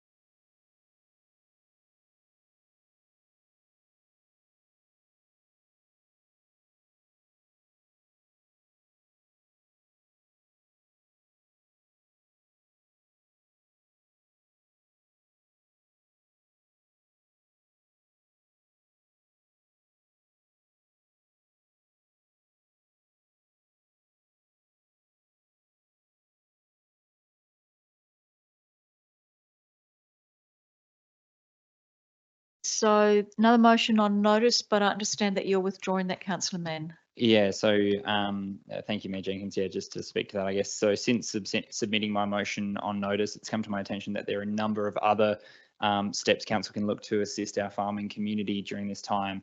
I understand Councillor Schiller's undertaken a significant amount of direct consultation with our farmers and also has some exceptional ideas around how we can really specifically help them now and into the future. So I guess in considering that, I think that as opposed to having a disconnected approach to this very important issue, I think it's beneficial for council to have an urgent workshop to consider all these different ways and then present a united front around how we look at that. So it's on that basis, I'll withdraw my motion on notice and foreshadow a motion without notice for council to have an urgent workshop considering what short, medium and longer term assistance we can provide our local farmers with the current drought and future droughts. Thank you. You happy to second that, councillor Schofield? Thank you very much. Does anybody want to speak to that? Councillor Quaremba? Yeah, I would encourage us to get a move on. I just had water carted in 15,000 litres. It was $550. It's not cheap and they are really struggling. I don't want to see us kicking the can down the road. They are looking, some of the farmers I've spoken to, there's no feed around. They are really hurting. And I think as part of this workshop, can we have actually a breakdown of what the different rate reductions would look like, so we don't get to the end of the workshop and then ask for that. I want to see some tangible things happening pretty quickly because, yeah, they are hurting. And as much as people may think that there's money out there, the government, I think it's about $2 million that they've offered up, state government, when you consider they've just offered $2 billion to the steel mill. So I think it's disgusting, to be honest. Thank you, councillor Kemp. Thanks, Mayor. Again, just a clarification around when you talk about farmers, you're talking about primary producers or you're talking about plus as well as home hobby farmers. So I think we just got to get the determination right, just so I don't think get these are the confused. sorts of things that when we have the workshop, we can really clarify. Councillor Schofield, do you want to speak to this? Sorry. That's all right. Look, brilliant idea. There are a lot of ways that we can help support them, but it's a lot bigger than the moment. So what we're finding that there is no pasture, which means that our farmers are left with soil. The more wind we get, the more erosion. And so the cost of them to renovate their pastures and bring it back to what it was is going to be huge for them as well. But there are different ways, and I think one of the things that needs to be looked at is the water allocation plan, in the fact that they cannot transfer water from one dam to the other, the uncapping of some of our bores, and these are things that we really need to talk to somebody about and see if we can change state legislation to allow some of these water policies and that to be a little bit like COVID. Let's reverse them for a little while, help these guys out, and then those allocations and that can come back in later. But there's other things as well that we can support them with, but no. Yeah. Thank you, Councillor Mann. I think that was a good call. I think once we've had a workshop, if this is something that the council agree to, and it's certainly something that I would support, I will call a special council meeting. Special council meeting only needs 4 hours notice. Hopefully we'll be able to do it a little bit more than that. But I think a special council meeting, and there can be recommendations that are tangible recommendations that come from the workshop. And I agree with Councillor Mann. Councillor Schiller has put in a lot of effort and talked to the agribusiness group, and I think the agribusiness group may be invited to that workshop as well, so we can hear firsthand from them, and perhaps even RDA, so we can find from them. And I will while I can't promise anything, see whether or not when we have the workshop, whether Minister Scriven is actually available to come online to listen to us. I know that she's done that with other councils. So I'll see whether or not that can occur. Does anybody else want to speak? No. Councillor Quaremba, you got a question? Yeah, I was just saying, I was hoping that we can, so you've just alluded to that, that we get all the right people, because as a chamber, other than Councillor Schofield, none of us are farmers. So if Councillor we can get Schiller- all those other Councillor people. Schiller's a farmer and Councillor Henderson is a farmer. Councillor Henderson's a beef farmer and Councillor Schiller's a farmer as well. Right, okay. If we could get more relevant people in the room to advise us correctly. Absolutely. Do you want to close the debate, Councillor Mann? Yeah, thank you, Mayor Jenkins. Yeah, I think in terms of there is urgency with this. I think even though it's looking at having an urgent workshop and then hopefully followed by either a special council meeting or something to get some serious action or a lot of different action at different scopes, whether that's a shorter scope, medium, longer. I think that's still a better way. We can get better results and at a quicker pace. So I appreciate the support on that. Thank you very much. I'll put that to the vote now. All those in favour? Those against? That's a unanimous vote. And well done to everybody for contributing to that discussion. I think it's really important for our community. There are no confidential items and therefore we close at 8:45. Thank you very much, everyone.